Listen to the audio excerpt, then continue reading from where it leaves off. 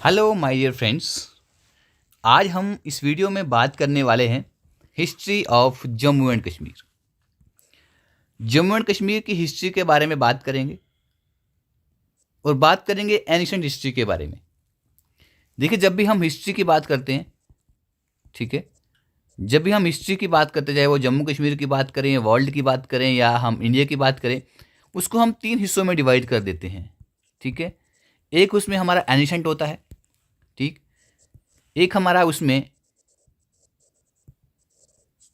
Medieval होता है और उसके बाद एक उसमें हमारे पास जो हिस्ट्री होती है वो होती है मॉडर्न हिस्ट्री। ठीक है, एनिशेंट हम इसमें बात करेंगे।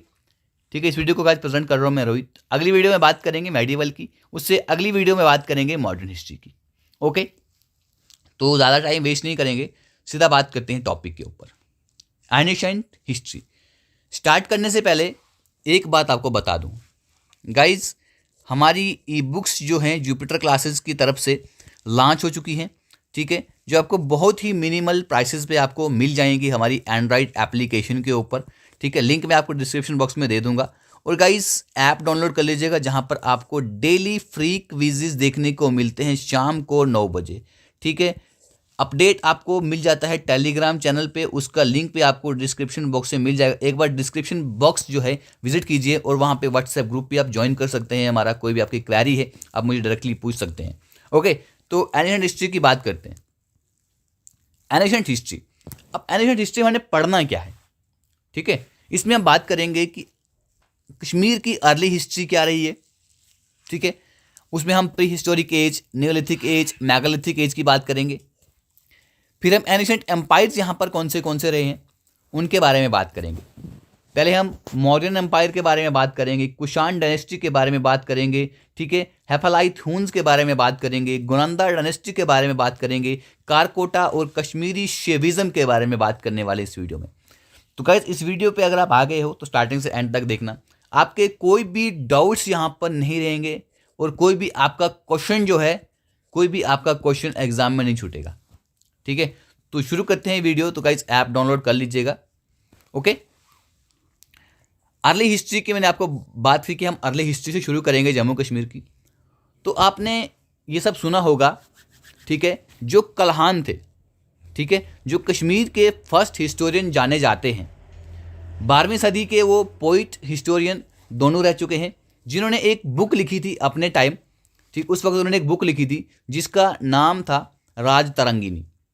ठीक है, जिससे हमें पता लगता है ये एज अ सोर्स भी काम करता है। ठीक है, और हम इसको रिलायबल भी मानते हैं, राज तरंगिनी को हम रिलायबल भी मानते हैं कि हाँ, ये चीज़ें हुई होंगी। ठीक है, अगर जम्मू कश्मीर रीजन की बात करूं तो राज तरंगिनी एक हिस्टोरिकल टेक्स्ट है जो हम एज अ सोर्स भी यूज़ करते हैं, एज अ रिलायबल सोर्स अपने हिस्ट्री को जानने के लिए। नीलमत पुराण, नीलमत पुराण क्या है? ये भी एक अर्लीस्ट टेक्स्ट है कश्मीर का, जिसको यहाँ पर कुछ कश्मीरी ब्राह्मण्स थे जिन्होंने 6th और 7th सेंचुरी के बीच में इसको लिखा था। और राज तरंगिनी कब लिखी गई थी ये भी याद रखिएगा, 1114 से 1150 एडी के बीच में। ठीक, लिखा किसने था? कल्हान ने लिखा था। नीलमित पुराण में क्या चीज़ है? यहाँ पर कुछ सैक्रेड लेजेंड्स के बारे में लिखा गया है। ठीक है, कश्मीर की ओरिजिन, कश्मीर वैली की ओरिजिन जो है वो कैसे हुई वो लिखा गया है। राइट्स और वर्शिप्स किस तरीके की हुआ करती थी।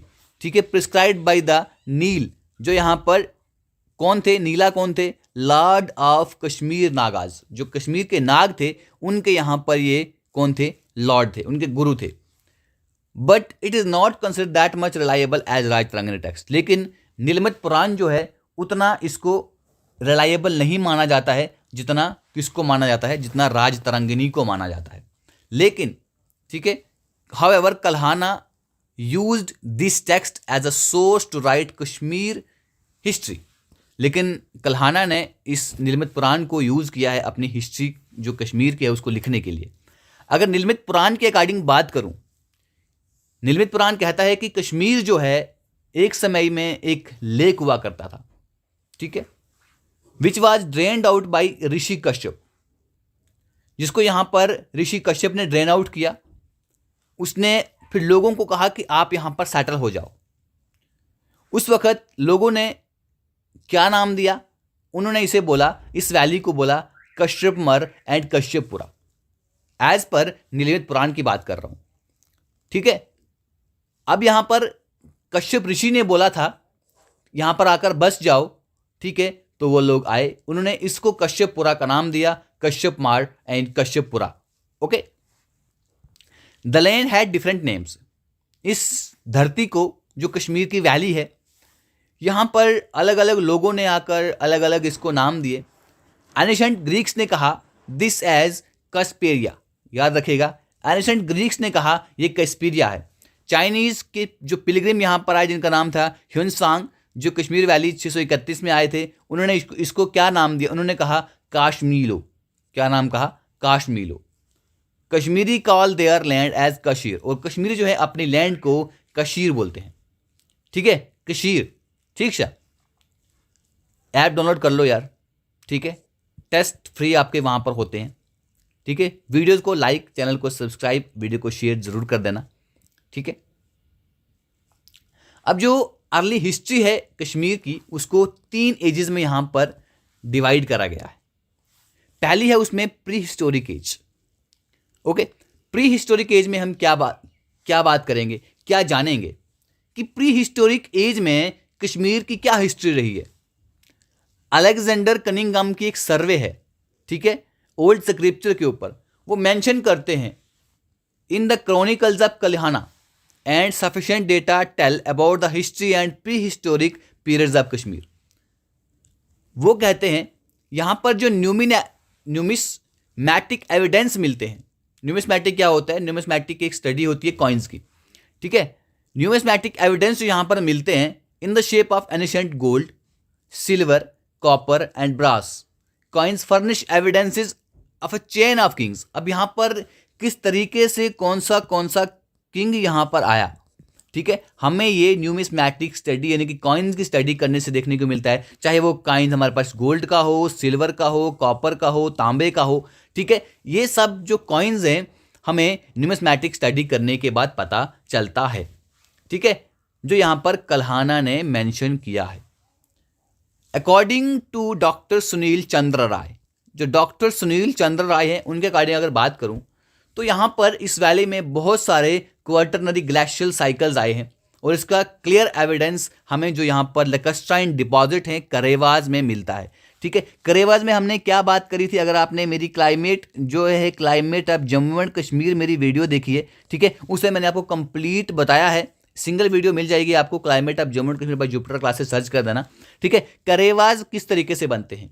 कहते हैं कि यहां पर पहले एक लेक हुआ करती थी, ठीक है, आहिस्ता आहिस्ता वो खाली हो गई, ठीक है, लेक खाली होती गई तो वहां पे करेवा की फॉर्मेशन बनती गई, ठीक है। अब इसको यहां पर 2 ग्रुप्स में डिवाइड किया गया करेवाज को।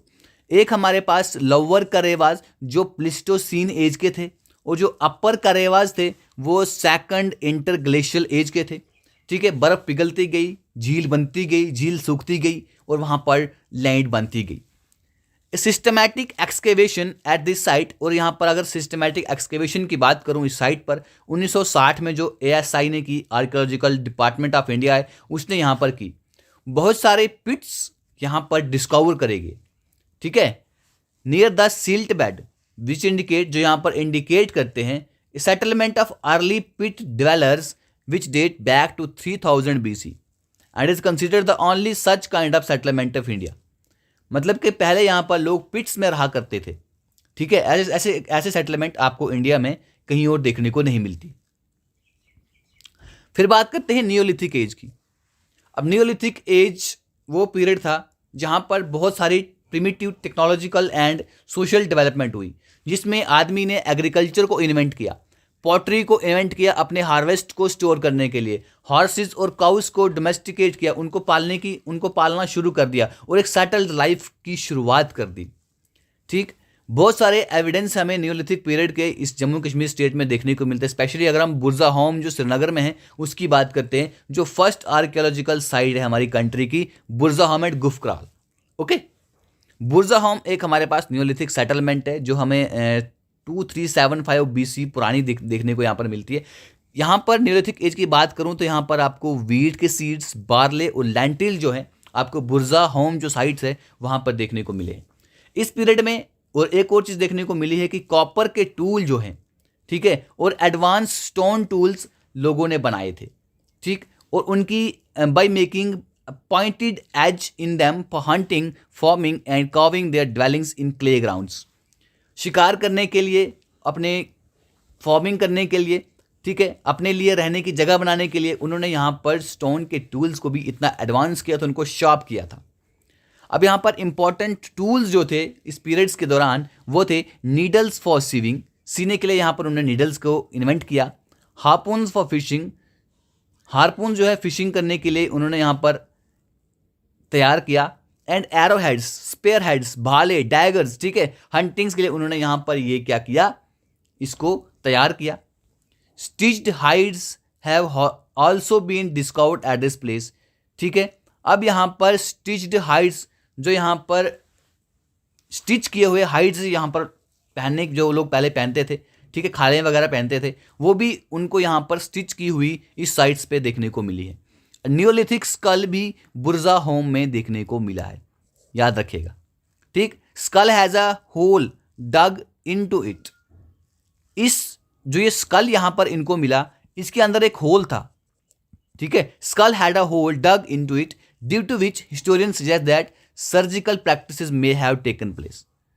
ये कहा जाता है कि यहाँ पर सर्जिकल प्रैक्टिस भी इस साइट्स पे हुआ करती थी, ठीक है। अब बात करते हैं मेगालिथिक कल्चर की। थोड़ा ये बोरिंग सा चैप्टर रहता है हमेशा से, ठीक है, लेकिन पढ़ना तो जरूरी रहता है। न्यूलिथिक एज के बाद हमारे पास मेगालिथिक कल्चर आता है, ठीक, जहां पर लोगों ने क्या चीज करना शुरू की। इन is people erected massive stones on और menhirs which were a symbol of notable events of the community. उन्होंने यहां पर बड़े बड़े पत्थरों को खड़ा करना शुरू कर दिया।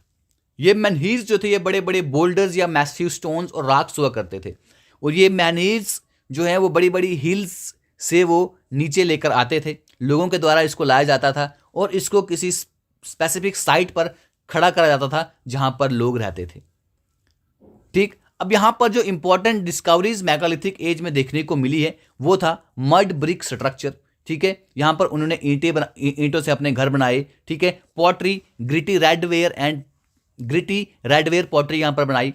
Manufactured in a potter's wheels, rubber structure, metal objects and tools जो बोन और स्टोन से बने हुए थे।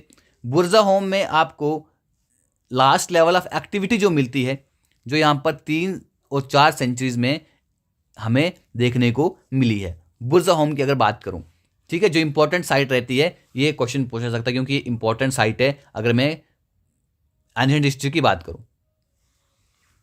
अब जो एंशिएंट हिस्ट्री जो है जम्मू कश्मीर की is noun through many different sources, बहुत सारे डिफरेंट सोर्सेज हैं। लिटरेरी ट्रीट्स हैं, आर्कोलॉजिकल रिमेन्स हैं, एंशिएंट स्ट्रक्चर्स हैं, उनसे हमें यहाँ पर पता चलती है, ठीक है। और यहाँ से पता चलता है कि बहुत सारे रूलर्स ने यहाँ पर रूल्स किया है और बहुत सारी डायनेस्टीज यहाँ पर रही है, जैसे कि हम बात करेंगे मौर्याज की, कुशानाज, कारकोटाज, ठीक है, सतपाल डायनेस्टी, ये सारी डायनेस्टी यहाँ पर, इन सब डायनेस्टीज ने यहाँ पर रूल किया है, ठीक है।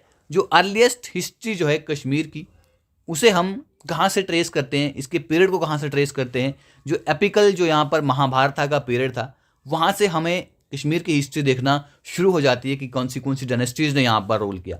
अब जो एपिकल महाभारत जो है वहाँ से ये रिवील होता है कि रीजन जो है, जो रिपब्लिकन सिस्टम था काम्बोजाज का और राजापुराज का, ठीक है, जो यहाँ पर कम्बोजाज का रिपब्लिकन सिस्टम था और उनकी कैपिटल जो थी वो राजपुरा थी, ठीक है, जिसे हम आज राजौरी बोलते हैं, याद रखिएगा। पहले कंबोजाज ने यहाँ पर राज किया, बाद में यहाँ पर जो ये रीजन था ये पांचाल्स के हाथों में चला गया, ठीक। It is known from the name Pir Panjal, जिसे आप आज पीर पंजाल बोलते हो, ठीक है। यहाँ पर इसे पहले बोला जाता था पंचाल, ठीक है, इस रीजन को पंचाल बोला जाता था क्योंकि उन्होंने यहाँ पर राज किया था। Which is a distorted form of the सांस्कृतिक ट्राइबल टर्म पांचाल। पता है कि 5 पांडव हुआ करते थे जिन्हें पांचाल बोलते थे, ठीक है। अब यहाँ पर बात करते हैं जहाँ से आपके क्वेश्चंस पूछता है JKSSB। Okay, ancient historical empires in Jammu and Kashmir. पहले हम बात करते हैं यहाँ पर मौर्यन एम्पायर की। अगर कल्हाना हम बात कर रहे हैं कल्हाना के अकॉर्डिंग अगर मैं बात करूं तो कश्मीर को जो ग्रेट मौर्यन रूलर थे जिनका नाम था अशोका, उन्होंने 304 से 232 BCE तक यहाँ पर क्या किया था, राज किया था, जिन्होंने बाद में बुद्धिज़्म को फॉलो किया था। ये मैंने पढ़ाया, आपको बुद्धिज़्म भी पढ़ाया हुआ है। उसके शासन काल में जो श्री नगारी, ठीक है, जो श्रीनगारी की जो सिटी थी नाउ एज पांद्रेथन, जो ओल्ड सिटी है श्रीनगर की, पांद्रेथन याद रखिएगा, जो सिटी आप श्रीनगर जिसे आज पांद्रेथन कहा जाता है वो पाई जाती है। उन्होंने इसको फाउंड किया। मैनी विहाराज, बहुत सारे विहार्स, शिव टेम्पल, श्राइन्स, स्टूपास इन्होंने यहाँ पर बनाए। इन्होंने बुद्धा के फेथ को यहाँ पर फैलाने के लिए, बुद्धा की टीचिंग को वैली में फैलाने के लिए उन्होंने यहाँ पर किसको अपॉइंट किया, मजांतिका को अपॉइंट किया, Buddhist missionary to Kashmir and Urvasa. इन्होंने कश्मीर में बुद्धिस्ट मिशनरी यहाँ पर लाई, उर्वासा यहाँ पर लाए, मजांतिका को यहाँ पर अपॉइंट किया। किसके लिए? बुद्धा की प्रीचिंग को क्या करने के लिए, बुद्धा की टीचिंग को प्रीच करने के, उसको फैलाने के लिए। अगर मैं ह्यूनसांग की बात करूं, उसके अकॉर्डिंग बात करूं, around 500 monks arrive to Kashmir and settle there. 500 भिक्षु जो हैं, मॉन्क्स जो हैं, वो कश्मीर में आए और वहां पर बाद में सेटल हो गए। लोगों ने यहां पर बुद्धिज्म को अपनाना शुरू कर दिया, इसलिए इसके शासन काल में बुद्धिज्म कश्मीर में इंट्रोड्यूस हुआ। आपको पता है, मैंने आपको जब बुद्धिज्म पढ़ाया था, मैंने आपको बोला था कि कुंदाल वन, ठीक है, कुंदाल वन में भी एक बुद्धिस्ट काउंसिल हुई थी, ठीक है, कुंदाल वन में भी एक बुद्धिस्ट काउंसिल हुई थी। बस इसका कारण यही है क्योंकि यहाँ पर अशोका ने राज किया था, ठीक है, जो अशोका थे उन्होंने यहाँ पर बुद्धिज्म को फैलाने की बहुत ज़्यादा कोशिश की, ठीक है। जब अशोका की डेथ हुई, हिज सन जलूका, उसके पुत्र का नाम था जलूका, वो राजा बना, जिसने यहाँ पर हु डिफीटेड द मलेकाज, जो फॉरेन ट्राइब्स थे यहाँ पर, उसने उनको हराया और इस रीजन में पीस को फिर से रिस्टोर किया। उसके बाद उसका बेटा आया Damodar second, who was a Shivaite, believer of Shiva the supreme God. अब कहानी शुरू होती है कहां से? कहानी शुरू होती है अशोका से, ठीक। अशोका के बाद आते हैं हमारे पास यहां पर उनके पुत्र जलूका, ठीक है। जलूका के बाद आते हैं उनके आगे और पुत्र दामोदर टू, ठीक है। अब ये जो थे ये बुद्धिज्म के फॉलोवर थे, लेकिन दामोदर टू जैसे आए वो शिवा के फॉलोवर थे, वो शिवा को सुप्रीम मानते थे, उन्होंने, वो शिवाइट थे, ठीक है, उन्होंने यहाँ पर शिविज्म को फॉलो किया। हम शिविज्म के बारे में भी आगे पढ़ने वाले। बहुत सारे स्कॉलर्स के अकॉर्डिंग अगर बात करूं, कश्मीर को यहाँ पर इंडो ग्रीक्स किंग ने भी 200 साल तक यहाँ पर राज किया, 200 साल तक यहाँ पर राज किया, ठीक है। अब बात करते हैं कुषाण डायनेस्टी की। मौर्याज के बाद यहाँ पर जो डायनेस्टी आती है दैट इज कुषाण डायनेस्टी, ठीक है। 3 कुषाणाज रूलर्स आते हैं यहाँ पर, याद रखना है आपको। अगर मैं कल्हानाज जो अकॉर्डिंग टू कल्हानाज अकाउंट, कल्हाना के अकाउंट के अकॉर्डिंग बात करूँ, जो अकाउंट ऑफ तुरुष्का किंग्स, जो तुरुष्का किंग्स थे, ठीक है, ये 3 रूलर जो थे, ठीक है, जिनका नाम था हुष्का, जुस्का एंड कनिष्का, ठीक है। हुष्का जो है जिन्होंने यहाँ पे हुष्कापुरा टाउन को इस्टेब्लिश किया, जुष्का जिसने यहाँ पर जुष्कापुरा टाउन को इस्टेब्लिश किया, और कनिष्का जिसने यहाँ पे कनिष्कपुरा टाउन को इस्टेब्लिश किया, ठीक। अब जो कनिष्का है यहाँ पर इसने बहुत सारे टेम्पल्स, बहुत सारे विहार्स यानी कि मोनेस्ट्रीज कश्मीर में इस्टेब्लिश करी। अगर मैं हिस्टोरियंस के अकॉर्डिंग बात करूं तो जो 4th बुद्धिस्ट काउंसिल मैंने आपको पहले ही बोला जो कुंदल वन कश्मीर में हुई थी, वो कनिष्का ने ही यहाँ पर क्या की थी, हेल्ड की थी, ठीक है। कुंदल वन हर वन कश्मीर में है, ठीक है, जिसको यहाँ पर वासुमित्रा ने हेड किया था। अश्वघोष एंड नागार्जुन ने इस काउंसिल में पार्टिसिपेट किया था, और इसी काउंसिल में बुद्धिज़्म को दो सेक्ट में यहाँ पर डिवाइड करा गया था, एक महायाना था, एक हीनायाना था। ये मैंने आपको पढ़ाया है। अगर आपको बुद्धिज़्म के बारे में पढ़ना है आप जाकर मेरी वीडियो देख सकते हो, ठीक है। उस वीडियो में बुद्धिज़्म के बारे में आपको सारी चीज़ें मिलेंगी A to Z। बाकी वीडियो देखने की ज़रूरत ही नहीं पड़ेगी कभी भी ज़िंदगी में आपको।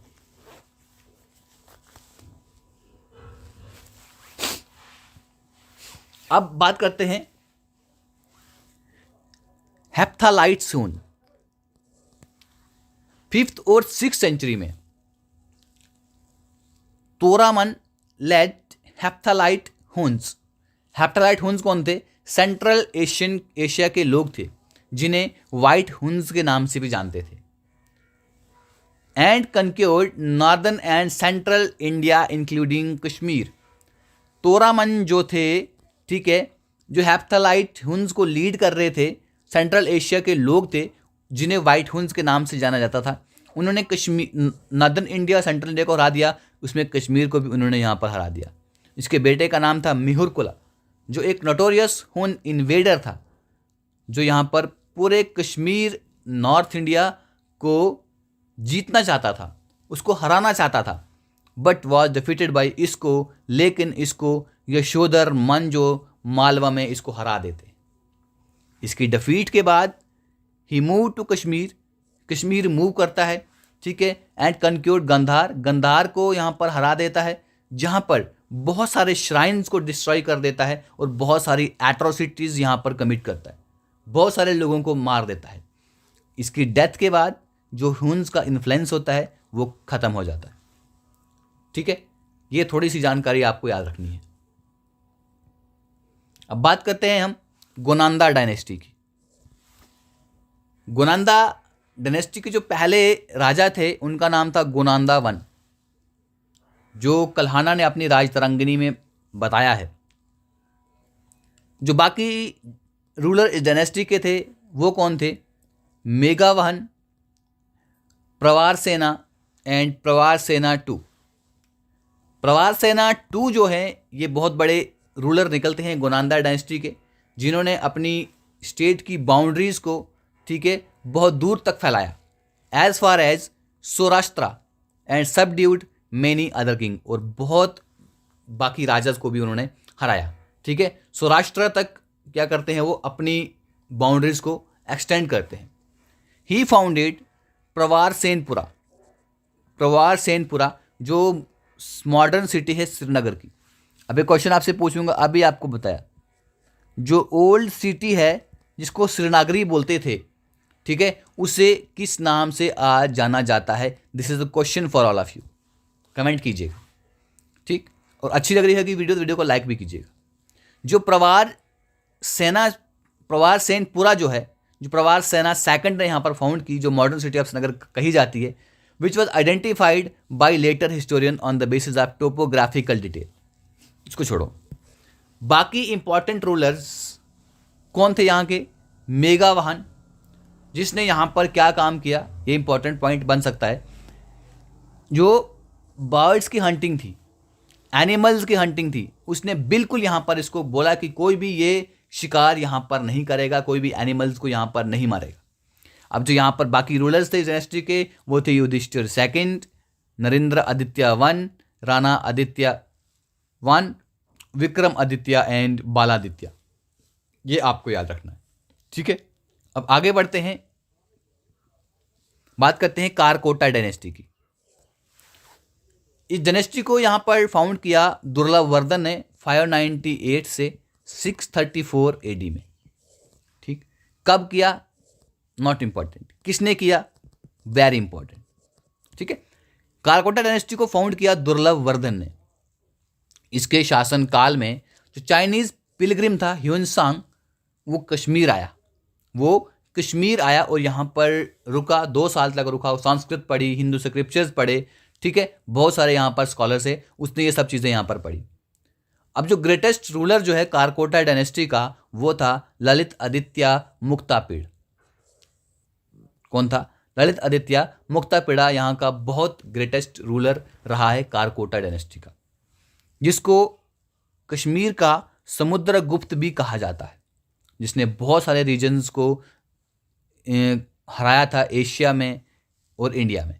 इंडिया में पंजाब, कनौज, तिब्बत, लद्दाख, बदाख्शान, ईरान, बिहार, गोड़ा जिसे बंगाल में है, कलिंगा ओडिशा में, south India, Gujarat, Malwa, Marwar and Sindh. ठीक है, समुद्रगुप्त ने इन सब रीजन्स को यहाँ पर हराया था, इन सब रीजन पे कब्जा किया था। He also broke the powers of Arabs in Sindh. ठीक है, उसने सिंध में जो अरब्स की पावर थी उसको भी वहाँ पर तोड़ा था। His victory was celebrated by people even after many centuries. ठीक है, इसीलिए यहाँ पर जो ललित आदित्य मुक्तापिड़ा है उनको कारकोटा डायनेस्टी का जो ग्रेटेस्ट रूलर कहा जाता है, और उनको समुद्रगुप्त भी कहा जाता है कश्मीर का। ठीक है, he built Parihaspur city of pleasure as his capital near the shrine Kheer Bhawani. ठीक है, इन्होंने खीर भवानी जो श्राइन है वहाँ पर इन्होंने एक सिटी बनाई जिसे कहा जाता है city of pleasure Parihaspur. Okay, याद रखना है आपको। और यहाँ पर उसने बहुत सारे टेम्पल्स बनाए, इनमें से एक बहुत मशहूर टेम्पल है सन टेम्पल, जिसे मारतंड सन टेम्पल के नाम से भी जाना जाता है, जो मट्टन कारेवा लैंड है वहाँ पर इसको बनाया गया है। अब जो यहाँ के जो बाकी रूलर हैं इस डायनेस्टी के वो हैं जयाटिडा। वो कौन है? जय अतिदा। ये कौन है? ये ग्रैंड सन है ललित पिडा के। ठीक है, हु वॉज सिमिलर टू, जो ललित पिडा के बिल्कुल ही सेम था और ग्रेट पैट्रन था, जो जिसको सीखने का बहुत ज़्यादा शौक था। इन दोनों रूलर्स की पैट्रोनेज में, ठीक है, गेव देयर पैट्रोनेज टू भवाभूति, ठीक, वकपत्रिजा, उदात, भात, दामोदर गुप्ता, मनोरथा, शंखदांता एंड समाधिमात, और बाकी जो रूलर्स इनके बाद यहां पर आए। जब जयापेड़ा की डेथ हो गई, कारकोटा डायनेस्टी जो है आहिस्ता आहिस्ता वीक रूलर्स के हाथों में चली गई और खत्म हो गई। The conquered territories took advantage of this situation and regained their independence. Thus, the sovereignty of the Kashmir rulers was confined to Vitista Jhelum Basin. ठीक है, अब यहाँ पर क्या हो गया, जो इन्होंने टेरिटरी जीती थी पहले बाहर तक, ठीक है, जब इनकी कमान कमज़ोर रूलर्स के हाथ में चले गई तो आहिस्ता आहिस्ता जो कश्मीर रूलर्स थे वो कहाँ तक कन्फाइंड रह गए? झेलम बेसन तक। ओके, अब बात करते हैं कश्मीर शैविज्म की।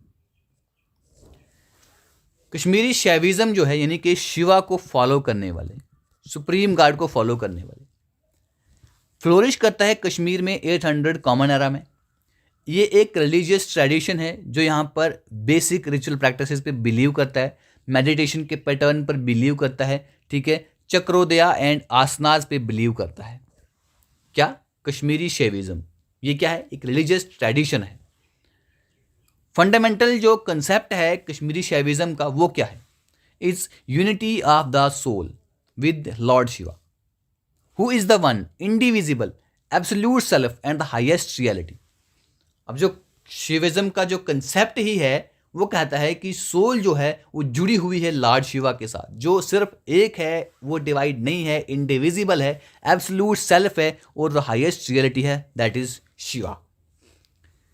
कश्मीर शैविज्म की शुरुआत कहाँ से होती है? मार्क्ड बाय द शिवा सूत्र। ठीक है, अब शिवा सूत्र क्या है?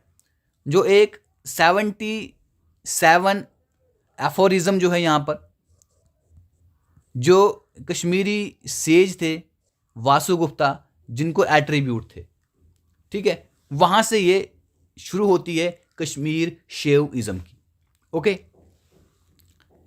जो यहाँ पर वासुगुप्ता थे वो महादेव माउंटेन के पास रहते थे, हरवान स्ट्रीम, ठीक है, हरवान स्ट्रीम जो है वैली में, वहाँ पर वो महादेव माउंटेन के पास रहते थे। ये माना जाता है, ठीक है, ये माना जाता है कि शिवा ने जो नॉलेज है शैविज्म का वासुगुप्ता को खुद से दिया था, क्योंकि वो महादेव माउंटेन के पास रहते थे, ठीक है, शिवा को महादेव भी कहा जाता है।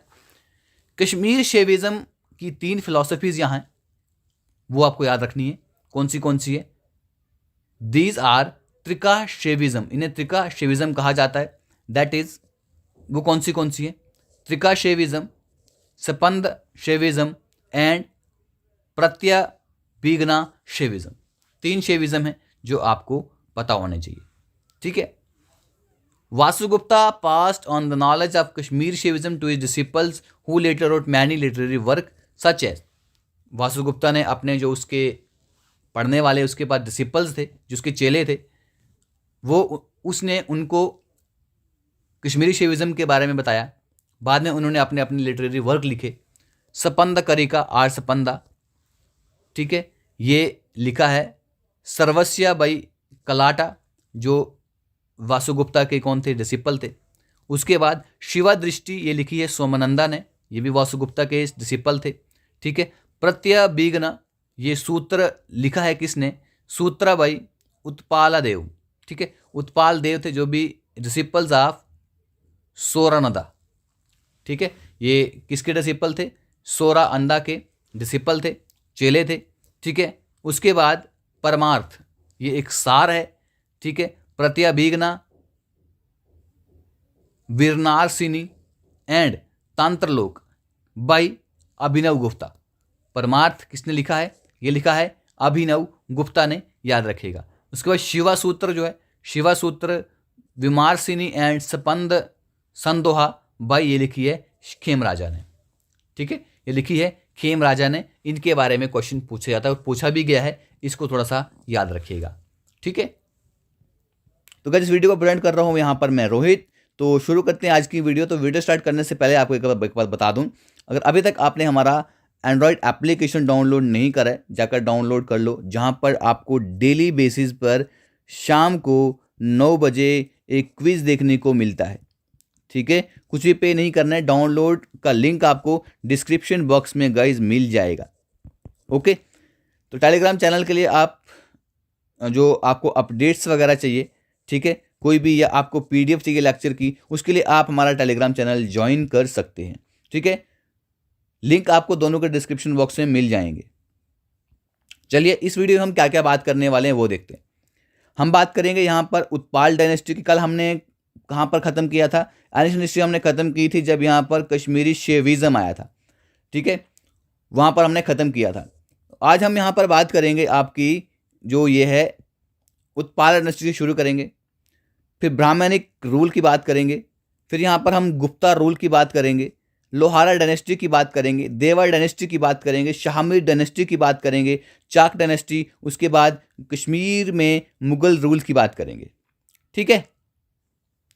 देखिए बच्चों, जो मेडिवल हिस्ट्री है जम्मू कश्मीर की, यहाँ पर बहुत सारी रूलर्स आए, बहुत सारी डायनेस्टीज आई। यहाँ पर हिंदू ने भी रूल किया, मुस्लिम ने भी रूल्स किया, मुगल्स ने भी रूल किया मेडिवल हिस्ट्री में, ठीक है। मेडिवल हिस्ट्री में बच्चों यहाँ पर हिंदूज ने भी रूल किया, ठीक है, मुस्लिम ने भी रूल किया कश्मीर में आके, यहाँ पर मुगल्स ने आके भी यहाँ पर रूल किया, ठीक है। इसलिए यहाँ पर बहुत सारी ऐसी अनप्रेडिक्टेबल चीज़ें होती हैं जो आपको इस वीडियो में मैं बताने वाला हूँ। जब कारकोटा डायनेस्टी का एंड हो जाता है अराउंड 855 टू 856 में, तो उस वक्त नई डायनेस्टी जो है हमारे जम्मू कश्मीर में यहाँ पर अमर्ज हो जाती है। अब उनके बारे में हम बात करने वाले हैं।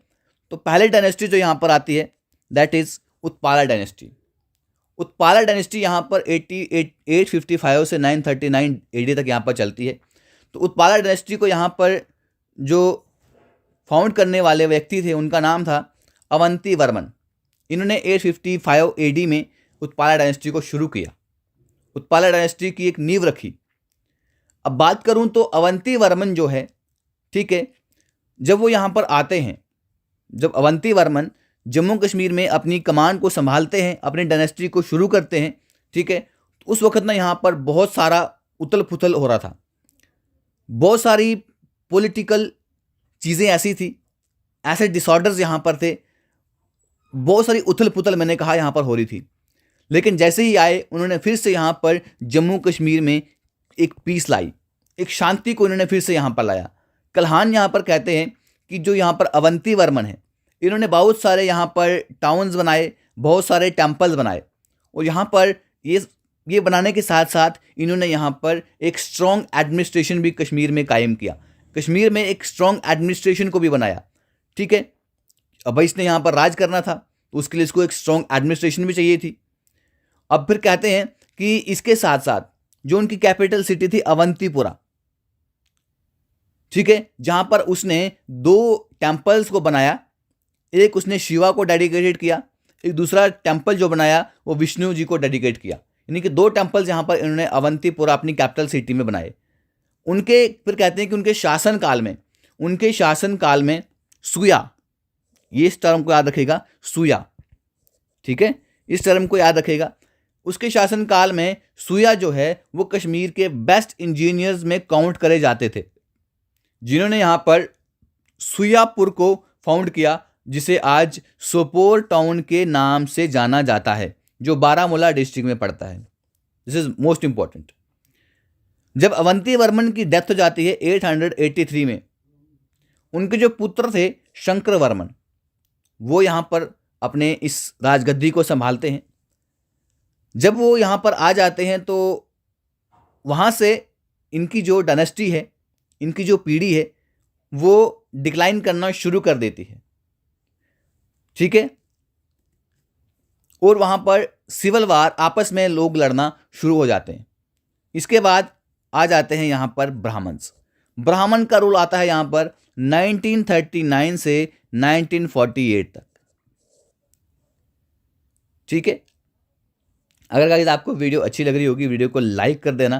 कंटेंट अच्छा लगेगा तो लाइक करना, ठीक है। बहुत मेहनत से आपके लिए कंटेंट बनाया जाता है। वीडियो को सब्सक्राइब और शेयर कर देना, ओके।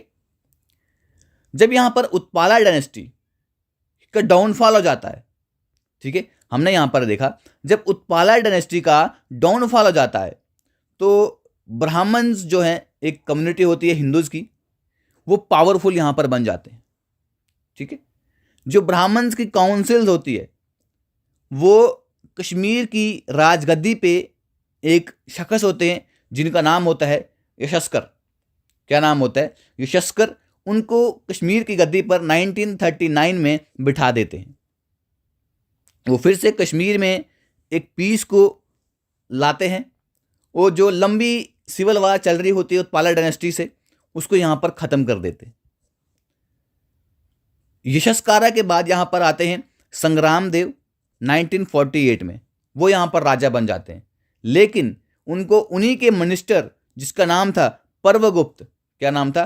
पर्वगुप्त, उनका मर्डर कर देते हैं, और जिससे यहाँ पर ब्राह्मण का रूल जो है ख़त्म हो जाता है। तो यहाँ पर गुप्ता रूल शुरू हो जाता है। क्या हो जाता है? गुप्ताज रूल शुरू हो जाता है। जैसे ही पर्वगुप्त यहाँ पर संग्राम देव की हत्या करते हैं, संग्राम देव का मर्डर करते हैं, उसके बाद वो रूलर बन जाते हैं कश्मीर के 948 एडी में, ठीक है। लेकिन वो सिर्फ 2 साल तक ही वहां पर रूल कर सकते हैं। उसके बाद उनकी मृत्यु हो जाती है, और उनके मृत्यु के बाद उनके बेटे होते हैं जिसका नाम होता है शेन गुप्ता, ठीक है। किशन गुप्ता जो है वो राजगद्दी को संभाल देते हैं, ठीक। अब वो जो है किशन गुप्ता जो है, ठीक है, वो शादी कर देते हैं लोहार किंग थे, उनकी बेटी थी जिसका नाम था प्रिंसेस दीदा, उससे वो शादी कर देते हैं। कहा जाता है कि जो प्रिंसेस दीदा है वही रियल रूलर है गुप्ता डायनेस्टी की। ये बाकी टट्टू बट्टू थे, लेकिन जो असली यहाँ पर रूल किया वो किया प्रिंसेस दीदा ने। उसने यहाँ पर बहुत सारे टेम्पल, मोनेस्ट्री यहाँ पर स्टेट में बनाई, और एक स्टेबल एडमिनिस्ट्रेशन को यहाँ पर कायम किया। 1980 में यहाँ पर उसने तख्त संभाला जब उसके पति की मृत्यु हो जाती है। ये कहा जाता है कि एक ऐसी रूलर है जिसने बहुत अच्छी तरीके से कश्मीर वैली पे रूल किया है। दैट इज प्रिंसेस दीदा। लोहारा किंग थे, उनकी एक पुत्री थी, ठीक है, उनकी प्रिंसेस थी। उसने बहुत अच्छे तरीके से क्या किया? कश्मीर को संभाला। कहते हैं कि जब उसकी डेथ हो गई, उसके डेथ से पहले उसने जो कश्मीर का तख्त था, कश्मीर का राज था, ठीक है, उसने लोहारा के रूलर जो थे पुंछ के, जिसका नाम था संग्राम राज, क्या नाम था, संग्राम राज, ठीक है, जो उसके बेटे उदय राज के पुत्र थे, ठीक है, जो उसके संग्राम राज जो थे, जो उसके भाई उदय राज, उसका बेटा था संग्राम राज, ठीक है, उसको अपनी गद्दी दे देती है मरने से पहले। फिर कहता है कि मोहम्मद गजनवी जो है, उसने कश्मीर वैली को, जो प्रिंसेस दीदा थी, उसकी टाइम में 2 बार कैप्चर करने की कोशिश की, क्योंकि ये तो बहुत अच्छी रूलर थी, बहुत कैपेबल रूलर थी, तो वो नाकामयाब रहा। मोहम्मद गजनवी बहुत बड़ा यहाँ पर वो रहा है जिसने बहुत सारी स्टेट्स को अनेक्स करा था, लेकिन कश्मीर वैली को प्रिंसेस दीदा के टाइम में अनेक्स करने में बहुत नाकामयाब रहा, ठीक है, ये इंपॉर्टेंट है। अब हम बात करते हैं आगे। अब जब प्रिंसेस दीदा ने किसको दी कमांड, जब उसने संग्राम राज को कमांड दे दी, जब उसने अपने मरने से पहले संग्राम राज को कमांड दे दी। अब संग्राम राज कौन थे, संग्राम राज जो थे, जो प्रिंसेस दीदा के भाई थे उदय राज, उनके पुत्र थे, याद रखना है, ठीक है। जब संग्राम राज के हाथ में कमांड चली गई, तो सेंटर जो था इस डायनेस्टी का वो लोहरान में था, उसको संग्राम राज ने फाउंड क्या करना था, उसको गद्दी दे दी प्रिंसेस दीदा ने। अब संग्राम राज के बाद जो दूसरे रूलर्स यहां पर आते हैं, उसका नाम था हर्ष, जो आर्ट एंड लिटरेचर का बहुत बड़ा पैटर्न था, उसको आर्ट एंड लिटरेचर बहुत ज़्यादा पसंद था, बहुत चाहता था वो आर्ट एंड लिटरेचर को, ठीक है। ही एंड हिज सन भोज, जो यहां पर हर्ष थे और इनके पुत्र का नाम था भोज, ये बहुत स्ट्रांग रूलर्स यहां पर रहे हैं, लेकिन बड़ी धोखेबाजी से इनको यहां पर उनके ही जर्नल्स, जिसका नाम था उच्छाल एंड सुसाल, ठीक है, उच्चाला एंड सुसाला ने इनको बहुत बेरहमी से इनका कत्ल कर दिया। किसका, हर्ष का, और उनके जो बेटे थे भोज, उनके ही जनरल्स ने उनको मार दिया और जो तख्त था, जो गद्दी थी, वो अपने हाथों में ले ली, ठीक। उसके बाद 1128 में जयसिम्हा, याद रखिएगा, जयसिम्हा जो हैं लोहारा डायनेस्टी के लास्ट ग्रेट रूलर थे, और इसके पीरियड में याद रखिएगा, this is most important point, जो जयसिम्हा जो है, इसी के पीरियड में कल्हाना ने अपनी जो हिस्टोरिकल बुक है राजतरंगिनी, उसको 1148-1150 के बीच में इसको ख़त्म किया था। This is most important point, you have to remember. Jayasimha ने यहां पर 27 साल यहां पर रूल किया और कश्मीर में शांति व अमन बना के रखा। जो लास्ट रूलर था, अभी हमने लास्ट ग्रेट रूलर की बात की, मैंने लास्ट रूलर की बात नहीं की, लास्ट ग्रेट रूलर था वो जयसिम्हा था, लेकिन अब लोहारा डायनेस्टी के जो लास्ट रूलर थे, जिसका नाम था वनीता देव, क्या नाम था, वनीता देव, जिसकी 1171 में मृत्यु हो जाती है। उसकी डेथ के बाद फिर से यहाँ पर political unrest, civil war, cause वगैरह ये चल जाते हैं, ठीक है। फिर इसके बाद आती है हमारे पास नेक्स्ट डायनेस्टी, दैट इज देवा डायनेस्टी।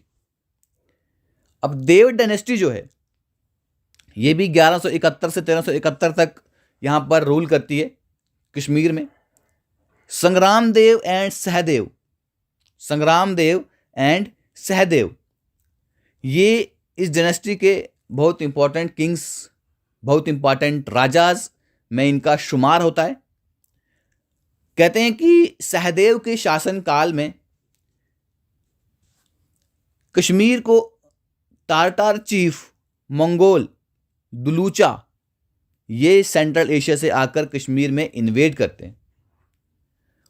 बहुत सारी यहाँ पर टाटार चीफ जो है मंगोल दुलूचा, ठीक है, वो यहाँ पर आके बहुत सारी एट्रोसिटीज, बहुत सारे लोगों को मारता है, बहुत सारी एट्रोसिटीज यहाँ पर करता है, ठीक है। इसकी कारण सहदेव जो हैं वो इस कंट्री से भाग जाते हैं, ठीक है। सहदेव जो हैं, जो तारतर चीफ जो थे मंगोल के दुलूचा, जो सेंट्रल एशिया से आए हुए थे, बहुत सारे लोगों को यहाँ पर आके मारते हैं, बहुत सारी बेरहमी से लोगों का कत्ल करते हैं।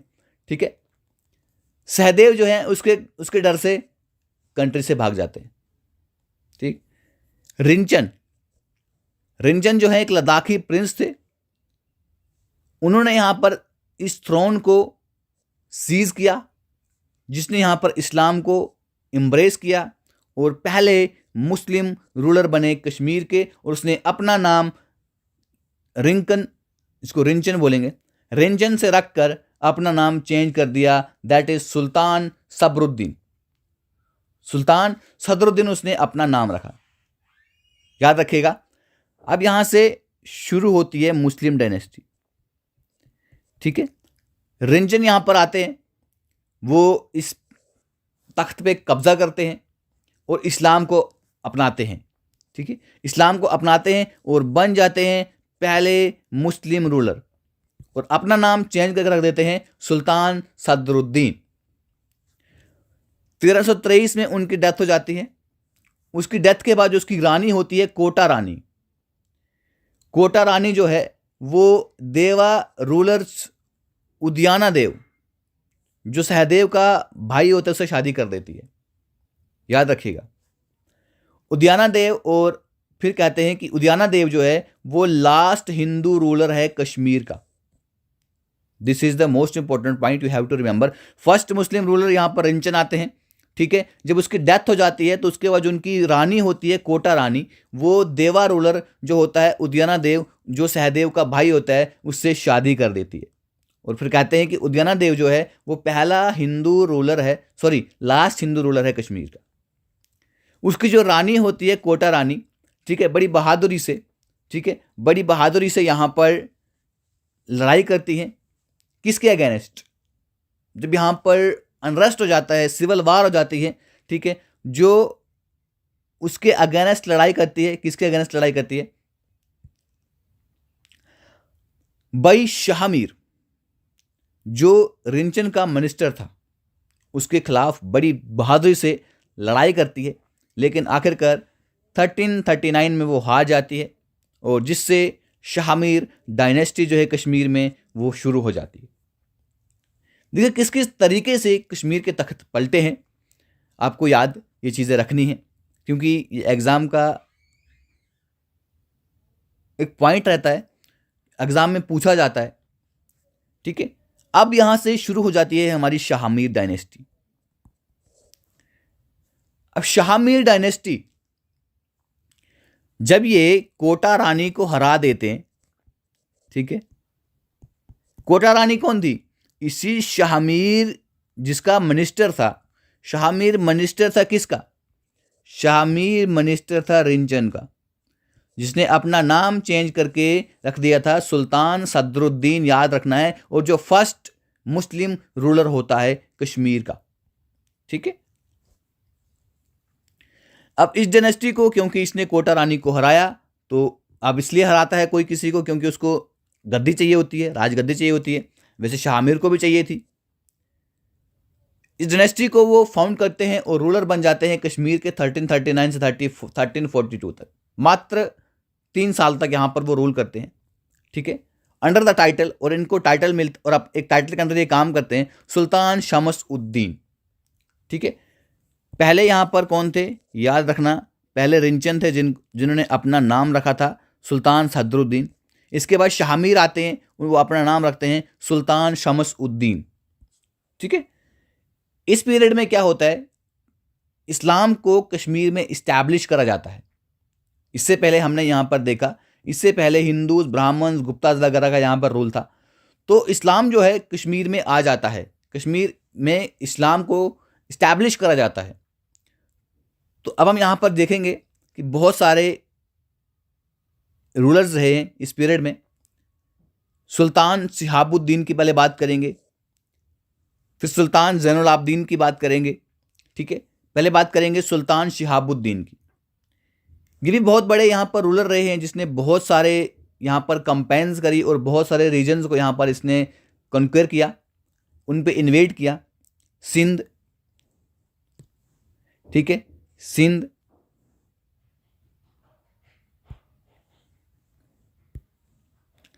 सिंध के ऊपर काबुल, गजनी, कांधार, पखाली, स्वात, मुल्तान, बदख्शान, दर्दिस्तान, गिलगित, बलोचिस्तान एंड लद्दाख। यहाँ पर सुल्तान सिहाबुद्दीन ने क्या किया, इन जगहों पर कंपेन्स की, उनको हराया। ठीक, फिर कहता है कि he faced an invasion of the ruler of Kashgar who later claimed Ladakh and Balochistan. कहता है कि जब वो यहां पर इन्वेड कर रहा था इन सारी जगहों पर, लेकिन एक जगह पर उसने इन्वेजन को फेस किया जब वो यहां पर काशगार यानी कि सेंट्रल एशिया में इन्वेड करने गया। ठीक, who later claimed Ladakh and Baltistan. बाद में उसने, जो काशगार के रूलर थे वहाँ, तो जब वहाँ पर इन्वेड करने गया काशगार सेंट्रल एशिया में, उसने बाद में क्लेम किया कि लद्दाख और बल्तिस्तान जो है उसका इलाका है, उसका एरिया है। जो सुल्तान थे कश्मीर के, उसने अपनी आर्मी को लीड किया दिल्ली की तरफ, उसने कांगड़ा को कॉन्क्वेयर किया। He was ultimately opposed by Firoz Shah Tughlaq on the bank of Sutlej. लेकिन जब सुल्तान सिहाबुद्दीन सतलज के किनारों पर पहुंचे, सतलज रिवर है, ठीक है, जब सतलज रिवर के किनारों पर पहुंचे तो वहां पर उसको फिरोज शाह तुगलक ने अपोज कर दिया। ठीक है, बाद में क्या हुआ, ये डिसाइड किया गया कि जो टेरिटरी है, बाद में ये डिसाइड किया गया कि जो टेरिटरी है श्री हिंद टू कश्मीर, सरहिंद टू कश्मीर, ये कश्मीर का हिस्सा रहेगी। सुल्तान Sihabuddin founded a new town, याद रखिएगा, उसने एक यहाँ पर टाउन को फाउंड किया जिसको उसने नाम दिया शिहाबुद्दीनपुरा। अब अपना ही नाम तो कोई हर कोई देगा, उसने इसको नाम दिया शिहाबुद्दीनपुरा, और जिसको आज शादीपुर के नाम से जाना जाता है। ठीक, due to his good administration he is known as Lalit Aditya of medieval Kashmir. क्योंकि इसकी एडमिनिस्ट्रेशन बहुत अच्छी रही है, इसने भी ललित आदित्य की तरह बहुत सारे एरियाज को कॉन्कर किया है, बहुत सारी कंपेन्स यहाँ पर किए हैं, बहुत सारे एरियाज अपने कब्जे में लाए थे, इसलिए इसको कश्मीर, मेडिवल कश्मीर का ललित आदित्य कहा जाता है।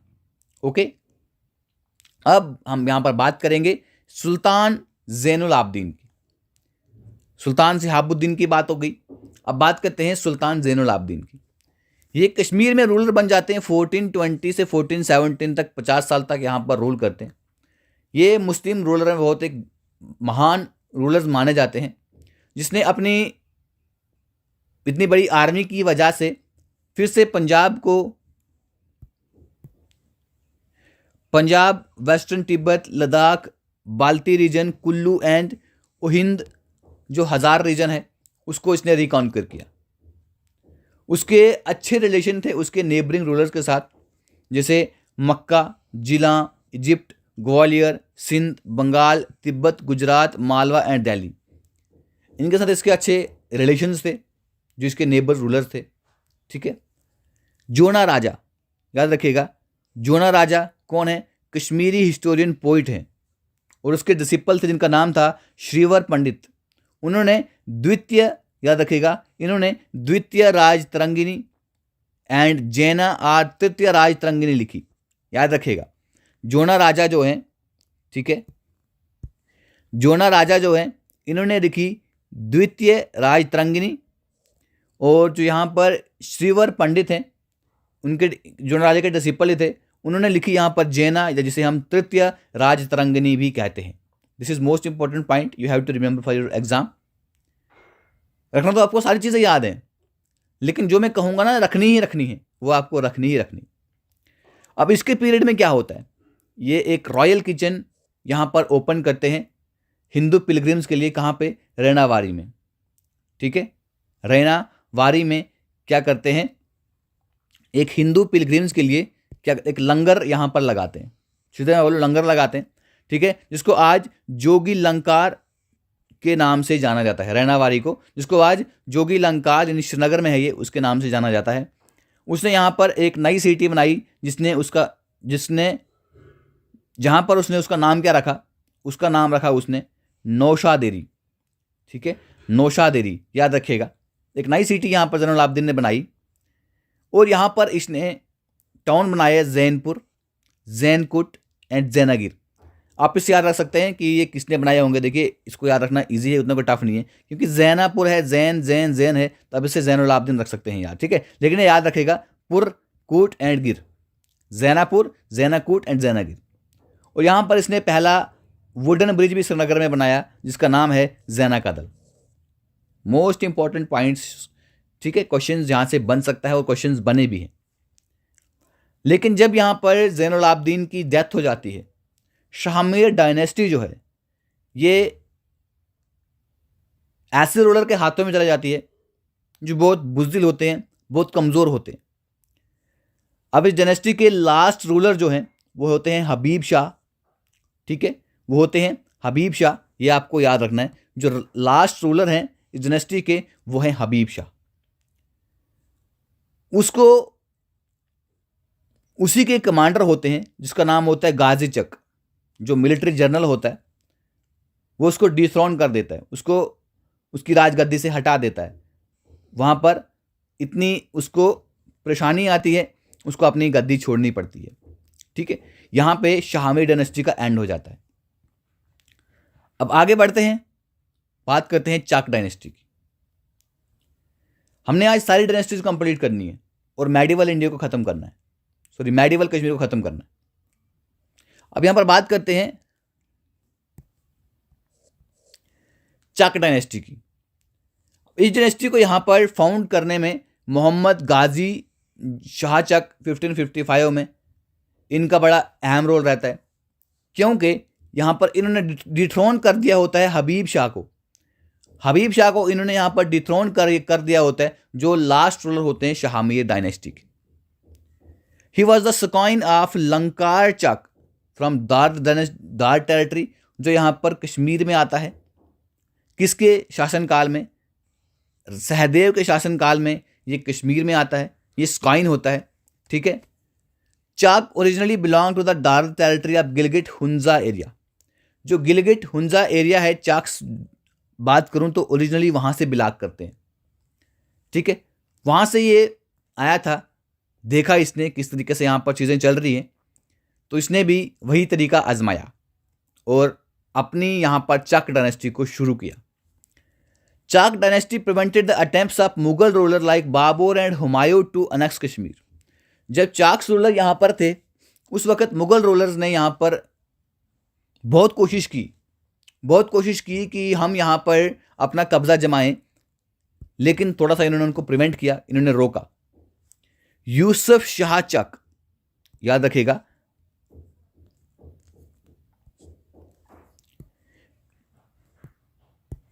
यूसुफ शाह चक, जब उसके फादर अली शाह चक की डेथ हो जाती है वो यहां पर रूलर बन जाते हैं। यूसुफ शाह चक, जब उसके फादर की डेथ, यानी कि उसके फादर अली शाह चक की डेथ हो जाती है तो यूसुफ शाह चक रूलर बन जाते हैं। तो उसको यहाँ पर बुलाया जाता है दिल्ली में अकबर से बात करने के लिए, लेकिन याद रखिएगा उसको दिल्ली बुलाया जाता है बातचीत करने के लिए, ठीक है, लाया जाता है दिल्ली, लेकिन उसको बिहार में ही उसको बंदी बना दिया जाता है, ठीक है।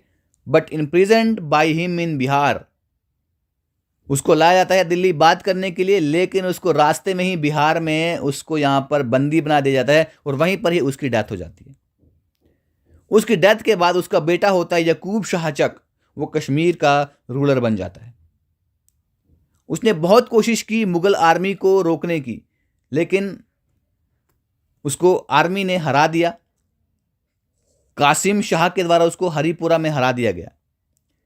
तो यहाँ पर चाक डायनेस्टी के बाद शुरू होती है एक नई कहानी, मुगल रूल कश्मीर में शुरू हो जाता है। अब बात करेंगे मुगल रूल की।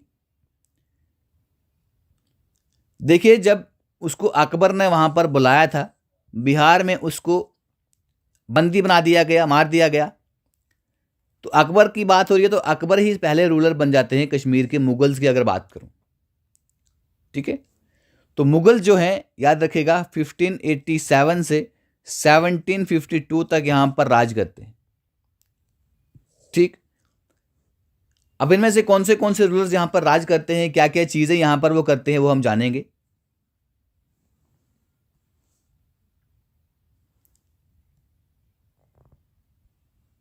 ओके। जब 1587 में कश्मीर के शासनकाल को अकबर संभालते हैं, तो अकबर जो है यहाँ के रेवेन्यू सेटलमेंट का जो कार्यभार है, जो काम है, वो राजा टोडरमल को दे देते हैं, जो बहुत बड़े उनके फाइनेंस और रेवेन्यू मिनिस्टर होते हैं अकबर के। राजा टोडरमल याद रखेगा। और यहाँ तक कि जो पर्वत रेवेन्यू सेटलमेंट सिस्टम है वैली का, is based on the early revenue settlement. वो इसको छोड़ो, इसको रहने दो। अब इतना याद रखो आपके एग्जाम पॉइंट ऑफ व्यू से, जो उसके फाइनेंस और रेवेन्यू मिनिस्टर होते हैं, जिसका नाम होता है राजा टोडरमल, जैसे ही अकबर यहाँ पर आते हैं, वो सारी जिम्मेवारी इस चीज़ की राजा टोडरमल को दे देते हैं। 1519 में अकबर यहाँ पर हरी पर्वत फोर्ट श्रीनगर में बनाते हैं और एक नया टाउन यहाँ पर बनाते हैं जिसका नाम रखते हैं नगर मगर, याद रखिएगा। और इसी हरी पर्वत फोर्ट के साथ में वो एक टाउन बनाते हैं जिसका नाम रखते हैं नगर मगर, ठीक है। Kashmir was very famous among Mughal due to its beauty and craftsmanship. देखिए, मुगल्स ने भी सुना था कश्मीर के बारे में, तो उनकी तो उत्सुकता रहती थी कि हम भी यहाँ पर जाएं। इंडिया में मुगल्स ने रूल्स किया, ठीक है, वो अलग हिस्ट्री है, वो मेडिवल हिस्ट्री है कश्मीर इंडिया की, वो हम अलग से बात करेंगे। तो यहाँ पर हरी पर्वत फोर्ट वहाँ पर बनाया, एक नया टाउन बनाया जिसका नाम रखा नगर मगर। तो जो कश्मीर है मुगल्स को बहुत प्यारा था, इसकी ब्यूटी बहुत पसंद थी उनको, ठीक है, इसलिए उन्होंने यहाँ पर आना लाजमी समझा, ठीक है। बात करते हैं नेक्स्ट रूलर की, दैट इज जहांगीर। जहांगीर के पास 1605 में यहाँ पर गद्दी आती है। और याद रखिएगा, जहांगीर 13 बार कश्मीर आया, ये क्वेश्चन पूछा गया। जहांगीर 13 बार कश्मीर में विजिट किया है। उसको आर्ट का बहुत शौकीन था, ठीक है, उसको ये आर्ट बहुत ज़्यादा प्यारा था, इसलिए यहाँ पर उसने बहुत सारे कश्मीर में गार्डन्स बनाए, याद रखिएगा। निशात बाग, शालीमार बाग जो उसने डल लेक के किनारों पर बनाए, ठीक है। निशात बाग उसने बनाया यहाँ पर, और शालीमार बाग उसने जो डल लेक के जो बैंक्स हैं वहाँ पर बनाया, याद रखिएगा। निशात बाग, शालीमार बाग जहांगीर ने बनवाया है। और यहाँ पर उसने गार्डन्स ये बनवाए हैं क्योंकि उसको, मैंने आपको पहले ही बोला कि वो नेचर का बहुत ज़्यादा, उस नेचर से बहुत ज़्यादा उसको प्यार था। उसने गार्डन्स भी यहाँ पर बनाए अच्छबल और वेरीनाग में। अब बात करते हैं शाहजहां की। कश्मीर जो है शाहजहां के हाथों में आ जाता है 1628 में। तब तक यहाँ पर राज कर रहे होते हैं जहांगीर, ठीक है। ये भी आर्ट इसको बहुत प्यारा था, नेचर से बहुत प्यार था। उसने यहाँ पर चश्मा शाही गार्डन बनाया, ठीक है, जो उनके गवर्नर अली मर्दान खान थे, उसके द्वारा उसने यहाँ पर चश्मे शाही गार्डन बनवाया 1632 में, याद रखिएगा। A portion of Shalimar Bagh was also built by Shah Jahan. अब जो शालीमार बाग का कुछ जो पोर्शन है वो शाहजहां ने बनवाया है। और यहाँ पर उसने कुछ फीचर जो है वेरीनाग गार्डन, ठीक है, जैसे वहाँ पर उसने फाउंटेन, कैस्केड्स वगैरह वहाँ पर लगवाए, जो यहाँ पर गार्डन्स जहांगीर ने बनवाए थे। उसमें कुछ एडिशन यहाँ पर शाहजहां ने भी करी। इसके बाद बात करते हैं औरंगजेब की, ठीक है। बाकी चीज़ें आपने क्या करनी है, आपको तो इंपॉर्टेंट चीज़ चाहिए ना जो आपके एग्जाम में पूछी जाएगी, बस वो मैं आपको बता रहा हूँ, बस यही आपको चीज़ें याद रखनी है। बाकी फालतू हमने यहाँ वहाँ नहीं जाना है, ठीक है। जितना हम इसके डीप में जाने की कोशिश करेंगे उतना हम कंफ्यूज हो जाएंगे, उतना हमारे एग्जाम में क्वेश्चन छूट जाएगा। हमारी एक ही कोशिश रहती है कि आपको अगर कोई चीज़ पढ़ाई जाए तो उसमें से आपके एग्जाम में क्वेश्चन पूछा जाए, बस आपके एग्जाम में क्वेश्चन सॉल्व होना चाहिए। आपको लंबी कहानी, लंबी दास्तान आपको जाननी क्यों है। औरंगजेब के हाथों में कमांड आ जाती है 1658 एडी में। His reign was a period of revolt. अब जैसे ही वो आता है तो यहाँ पर रिवॉल्ट शुरू हो जाती है, अनार्की, डिसऑर्डर कंट्री में शुरू हो जाता है, ठीक है। जब उसका पीरियड यहाँ पर आता है तो पूरे भारत में ये सारी चीज़ें शुरू हो जाती हैं, लड़ाई, ठीक है, बेचैनी, डिसऑर्डर। सेम कश्मीर में भी होता है, where Mughal governors began to loot people, many people started a policy of religious intolerance and fanaticism.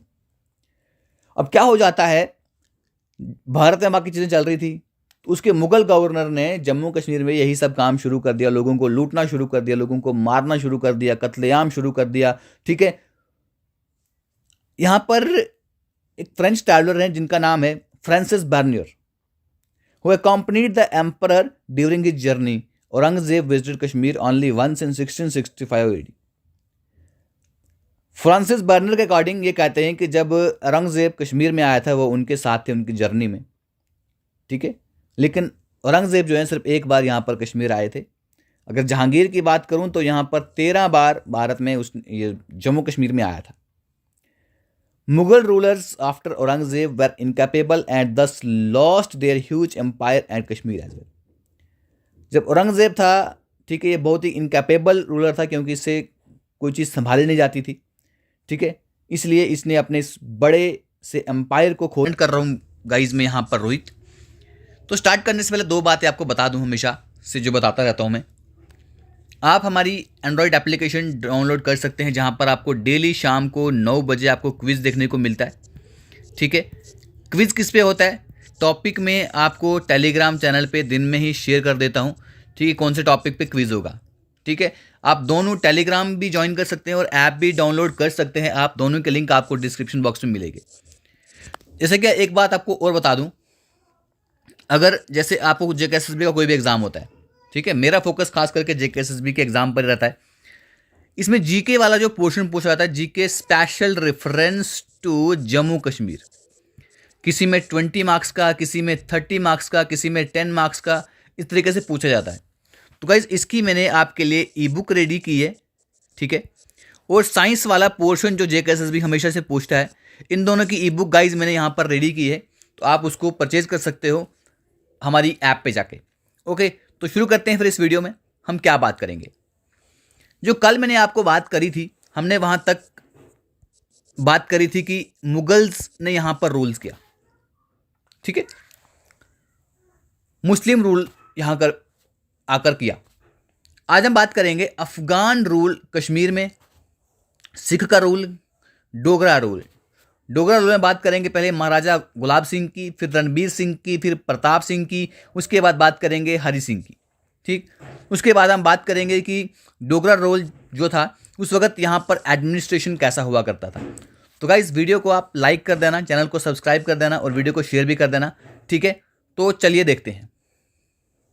आपको पता है कि जम्मू एंड कश्मीर का जो मॉडर्न पीरियड था, ठीक है, वहाँ पर 3 जो रीजन थे, जम्मू कश्मीर और लद्दाख, वो बिल्कुल यूनाइटेड थे और एक कंप्लीट प्रिंसली स्टेट थी जिसका नाम था जम्मू एंड कश्मीर।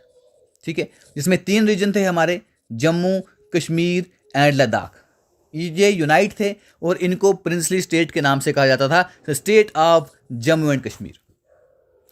जब मुगल रूल का एंड होता है, जब मुगल रूल ख़त्म होता है जम्मू कश्मीर में, जब जो मेडिवल पीरियड होता है हमारा, उसके बाद मॉडर्न पीरियड जो है जम्मू कश्मीर का वो शुरू हो जाता है। एक ट्रांजिशन फेज आ जाता है यहाँ पर जम्मू कश्मीर की स्टेट के लिए।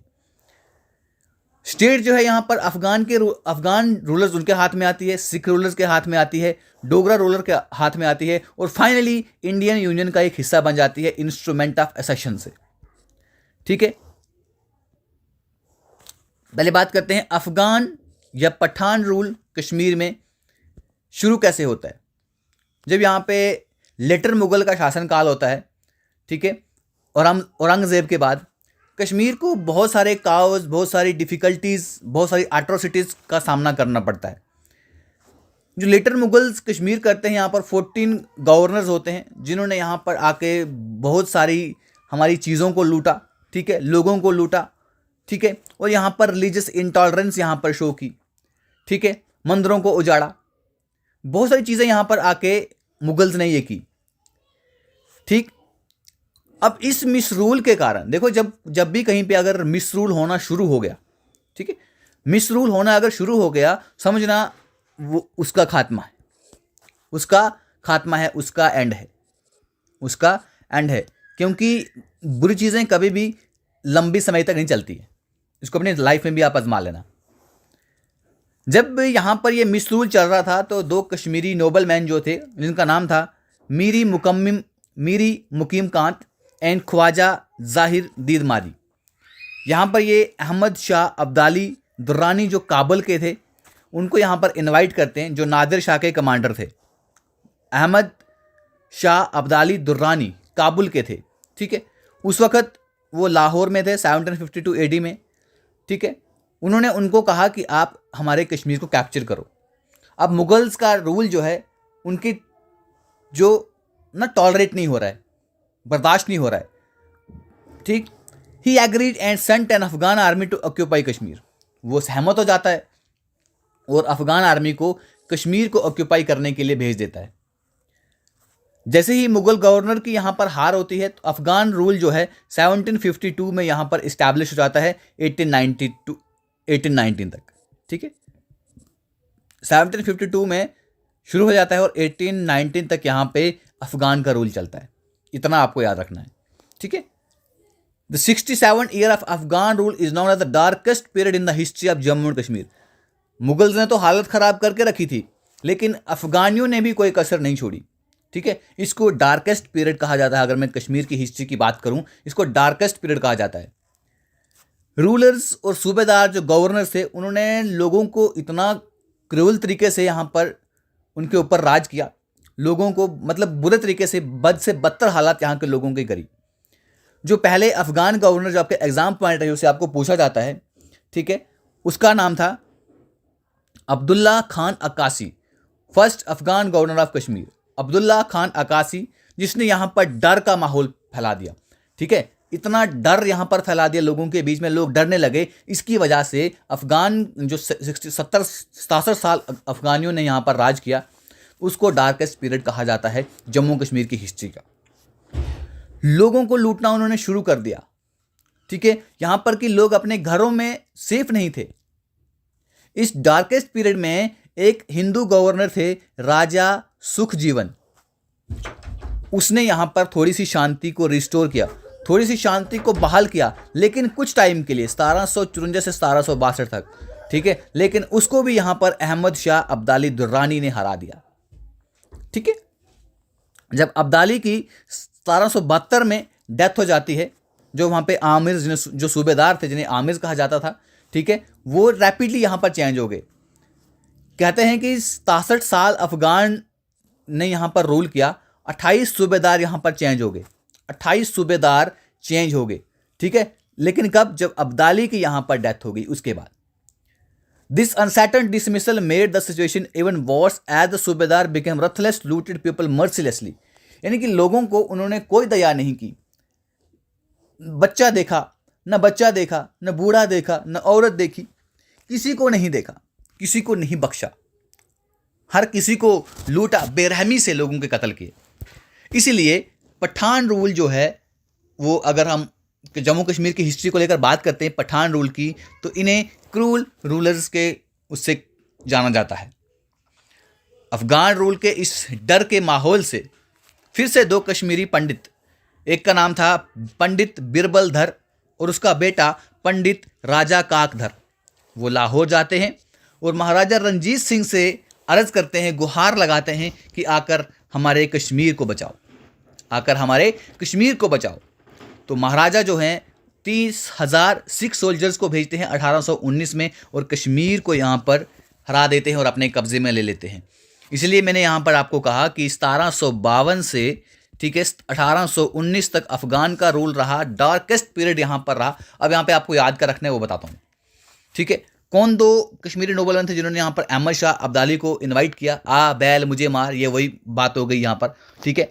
अब पहले ही हम मर रहे थे तो फिर जाके उनको बुला दिया, आ बैल तू भी मुझे मार, अब तू भी कोई कसर मत छोड़ना। तो उसने भी यहाँ पर, अफगानी ने भी आकर, पठानों ने भी आकर यहाँ पर कोई कसर नहीं छोड़ी, ठीक है। जब यहाँ पर फिर बिरबल धर और उसके पुत्र जो है राजा काकधर, ये जाते हैं लाहौर, तो महाराजा रंजीत सिंह जी यहाँ पर आ जाते हैं, अपने सोल्जर को भेजते हैं वहाँ से और 1819 में कश्मीर को अपने कब्जे में ले लेते हैं। फिर आता है हमारा सिख रूल कश्मीर में। जैसे ही अफगान रूलर्स की हार होती है तो स्टेट जो है वो सिख एम्पायर बन जाता है, उसका एक हिस्सा बन जाता है 1819 से 1846 तक, याद रखिएगा। ठीक, सिख भी जो है यहाँ पर सिर्फ 27 साल तक वो भी अपने 10 गवर्नर के थ्रू यहाँ पर राज करते हैं। पहला सिख गवर्नर जो आपको याद रखना है आपके एग्जाम पॉइंट ऑफ व्यू से कश्मीर का कौन था? दीवान मोतीराम। Who was? दीवान मोतीराम। ठीक है, Sikh rulers were too far from Kashmir as they were seated at Lahore. ठीक है, वो कश्मीर से जो सिख रूलर थे बहुत दूर रहते थे, इसलिए वो लाहौर में बैठते थे। ठीक है, इसलिए वो थोड़ा कश्मीर की तरफ कम ध्यान दे पाते थे। Natural calamities, premature snowfall, famine and neglect of the ruler made the condition even worse. अब देखिए हालत इस तरीके थी, मुगल ने लूटा, फिर पठानियों ने बुरा हालत किया, लेकिन उसके बाद सिख आए, उन्होंने ऐसा कुछ नहीं किया। लेकिन क्या हुआ, यहाँ पे उनके रूलर्स की निगलेक्शन की वजह से, और जो यहाँ पे नेचुरल क्लाइमेटीज, यहाँ पे पहले ही स्नोफॉल आने लगी, ठीक है, अकाल पड़ने लगा, जिससे और कंडीशन जो है बद से बदतर होती गई।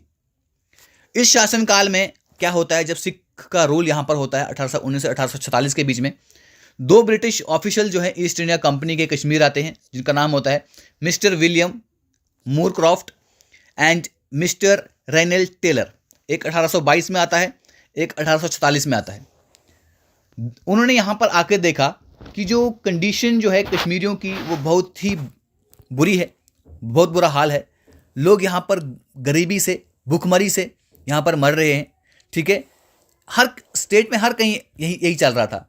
ठीक है, villages are half deserted and the remaining people are fighting with severe illness. ठीक है, यहाँ पे क्या हो रहा था कि लोगों ने अपने अपने गांव खाली कर दिए थे, और कुछ यहाँ पर ऐसी लाइलाज बीमारियों से यहाँ पर लोग गुजर रहे थे। जब यहाँ पर रंजीत सिंह की डेथ हो जाती है 1839 में, ठीक है, Punjab faced mutiny of Sikh army and a period of a confusion started. अब यहाँ से क्या होता है, जो सिख की आर्मी होती है वो उनको यहाँ पे म्यूटिनी का सामना करना पड़ता है। ठीक है, पंजाब को, और यहाँ पर एक कन्फ्यूजन सी हो जाती है। पहली एंग्लो सिख वार होती है 1845 से 1846 के बीच में, जिसको यहाँ पर एंग्लो क्या हो गए, एंग्लो मतलब बोलते हैं जो ईस्ट इंडियन, जो बाहर के थे, ठीक है, जिन्हें हम अंग्रेज बोलते हैं। पहला एंग्लो सिख वार जब होता है 1845 से 1846 के बीच में, तो लाहौर को जो है ईस्ट इंडिया कंपनी कैप्चर कर लेती है। जब यहाँ पर 1846 में सिख एम्पायर का डाउनफॉल आता है, जब यहाँ पर रंजीत सिंह की डेथ के बाद, तो 1846 में उनके जो सिख एम्पायर का यहाँ पे डाउनफॉल आना शुरू हो जाता है, तो जो गवर्नर की पोजीशन होती है कश्मीर में वो भी कमज़ोर पड़ने लग जाती है। ठीक, उसके बाद कमज़ोर पड़ने लग जाती है। मैंने आपको पहले बोला, जब भी कोई चीज़ कमज़ोर पड़ने लगे या कोई चीज़ बुरी हो जाए या कोई चीज़ किसी दूसरे के लिए खतरनाक हो जाए, तो उसका डाउनफॉल निश्चित है। ठीक है, ये कमज़ोर पड़ गए तो भाग गए। तो लास्ट सिख गवर्नर जो थे कश्मीर के, जो आपको एग्जाम के लिए आपको याद रखना है, दैट वाज शेख इमामुद्दीन। कौन था? शेख इमामुद्दीन। सिख आर्मी जो चीफ थे, जिनका नाम था गुलाब सिंह डोगरा, उन्होंने क्या कहा, उन्होंने जो, अब गुलाब सिंह कौन थे?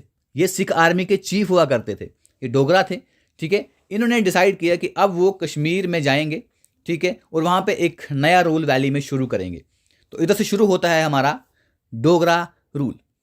इधर से कौन सा रूल शुरू होता है? डोगरा रूल, याद रखिएगा। सिख आर्मी के जो चीफ थे गुलाब सिंह, जिनका नाम था, जिनको यहाँ पर राजा का टाइटल दिया था महाराजा रंजीत सिंह ने, ठीक है, जिनकी 1839 में डेथ हो गई थी, याद रखना आपको। राजा का टाइटल इनको दिया गया था, इसलिए इन्हें राजा महाराजा गुलाब सिंह कहते हैं। ठीक है, join hand with the British government to annex Kashmir. ये गवर्नमेंट के साथ, जो यहाँ पर अंग्रेज होते हैं, उनके साथ हाथ मिला देते हैं कि आ जाओ हमारे कश्मीर के ऊपर राज करो। अब यहाँ पर एक ट्रीटी होती है जो आपको याद रखना है। इस ट्रीटी को याद रखना, बहुत बार क्वेश्चन यहाँ से पूछा गया है। ट्रीटी ऑफ अमृतसर, जिसे हम सेल ऑफ कश्मीर, यहाँ पर कश्मीर बेचा गया। ठीक है, ट्रीटी ऑफ अमृतसर, अमृतसर में ये ट्रीटी हुई थी, जिसको सेल ऑफ कश्मीर भी कहते हैं। ये ब्रिटिश गवर्नमेंट के बीच में और महाराजा गुलाब सिंह के बीच में हुई। ठीक है, जो जम्मू के थे। कब हुई? 16 मार्च 1846। ये डेट आपको याद रखनी है। ठीक है, आपको ये डेट याद रखनी है। 16 मार्च 1846 को ट्रीटी ऑफ अमृतसर होती है। ठीक है, जिसे सेल ऑफ कश्मीर भी कहा जाता है। ये ब्रिटिश गवर्नमेंट के बीच में और महाराजा गुलाब सिंह के बीच में, जो जम्मू के थे, उनके बीच में ये ट्रीटी साइन होती है। अब इस ट्रीटी के अकॉर्डिंग क्या था? इस ट्रीटी के अकॉर्डिंग जो था कि कश्मीर जो है was sold to Maharaja Gulab Singh for 75 lakh and provided independent position to him and his male heirs. He got all the hilly areas eastward of Indus River and westward of the Ravi River, including Chamba. अब यहाँ पर याद रखिएगा, अब एक treaty होती है जहाँ पर ब्रिटिश गवर्नमेंट और महाराजा गुलाब सिंह के बीच में, तो यहाँ पर अंग्रेज़ों ने क्या किया, कश्मीर को बेच दिया, उनका तो था नहीं, कश्मीर को बेच लिया 75 लाख में। कितने में बेचा? 75 लाख में। अब कभी कभी ये पूछा जाता है कि ये कौन सी करेंसी थी, तो you have to remember one point, that is 75 lakh Nanakshahi. ठीक है, ननकशाही उस वक्त यहाँ पर करेंसी हुआ करती थी, उसमें उनको बेच दिया और कहा कि जो यहाँ पर महाराजा गुलाब सिंह का यहाँ पर क्या रहेगा, पोजेशन रहेगा, और जो भी उसके आगे वंश आएंगे उनका यहाँ पर पोजेशन रहेगा, लेकिन खाली मेल वंश यहाँ पर आएंगे तब उनका यहाँ पर पोजेशन रहेगा। जितने भी हिली एरियाज थे उसको मिले। इंडस के ईस्ट वाला इलाका, ठीक है, जो इंडस रिवर थी उसके ईस्ट वाला इलाका उसको मिला, और जो रावी रिवर थी, ठीक है, उसके वेस्ट वाला इलाका उसको मिला, चंबा के समेत। ये दिया गया गुलाब सिंह को। लेकिन महाराजा भी अभी किसी चीज़ से बंधे हुए थे, ये चीज़ें तो उनको दी, लेकिन लेकिन लेकिन वो किसी चीज़ से बंधे हुए थे। To acknowledge the supremacy of the British government and was supposed to pay a token tribute annually and join the British troop whenever applied. अब क्या बताया गया, यहां पर बोला गया कि ये बेच तो दिया, लेकिन महाराजा गुलाब सिंह जो है अभी बंधे हुए थे ब्रिटिश सरकार के साथ। वादा था भाई कि सुप्रीमेसी जो है यहां पर आपसे ऊपर जो है ब्रिटिश गवर्नमेंट रहेगी, और आपको एक टोकन एनुअली प्रोवाइड करना पड़ेगा। ठीक है, याद रखिएगा। जब यहाँ पर लास्ट सिख गवर्नर जो है, जिनका नाम था, क्या नाम था उसका, अभी हमने बताया, एक बार फिर देख लेते हैं, ठीक है, ताकि आपको याद रहे। जिसका नाम था शेख इमामुद्दीन। क्या नाम था? शेख इमामुद्दीन। जब वो लास्ट सिख गवर्नर को हरा देते हैं कश्मीर के, who was unwilling to surrender the province, वो इस प्रोविंस को सरेंडर करने से मना कर रहा था, वो वही विलिंग ही नहीं था। उसके बाद 9 नवंबर 1846 को महाराजा गुलाब सिंह फाइनली इसको एक्वायर कर देते हैं, इसको अपने पोजीशन में ले लेते हैं कश्मीर को। अब यहाँ पर उसने क्या किया, यहाँ पर अनरेस्ट था, काओस था, एट्रोसिटीज़ थी, ठीक है। उसने यहाँ पर 3 रीजन को यूनाइट किया, जम्मू कश्मीर और लद्दाख को, और एक प्रिंसली स्टेट बनाई जिसका नाम रखा state of Jammu and Kashmir. वो यहाँ पर 1857 तक पावर में रहते हैं और एक अच्छा एडमिनिस्ट्रेशन और अच्छे से फिर से यहाँ पर रीजन में एक पीस को इस्टेब्लिश करते हैं। कौन? गुलाब सिंह। ओके, कुछ इंपॉर्टेंट रूलर्स हैं डोगरा रूल के, आपको पता होने चाहिए। ठीक है, पहले बात करेंगे हम महाराजा रणबीर सिंह की। जब यहाँ पर हमने अभी देखा कि 1857 तक महाराजा गुलाब सिंह पावर में रहते हैं, उसके बाद वो पावर दे देते हैं किसको? महाराजा रणबीर सिंह को। ठीक है, जो महाराजा गुलाब सिंह के बेटे थे। वो भी 1885 तक यहाँ पर पावर में रहते हैं। 1857 से 1885 तक महाराजा रणबीर सिंह जी वो भी पावर में रहते हैं। दोनों महाराजा ने, ठीक है, दोनों महाराजा ने एक रघुनाथ टेम्पल कम्प्लेक्स बनाया। कहाँ पर? जम्मू में। ये टेम्पल कम्प्लेक्स जो है संस्कृत टीचिंग्स जो है ब्राह्मण स्टूडेंट्स के लिए उसका सेंटर बन गया।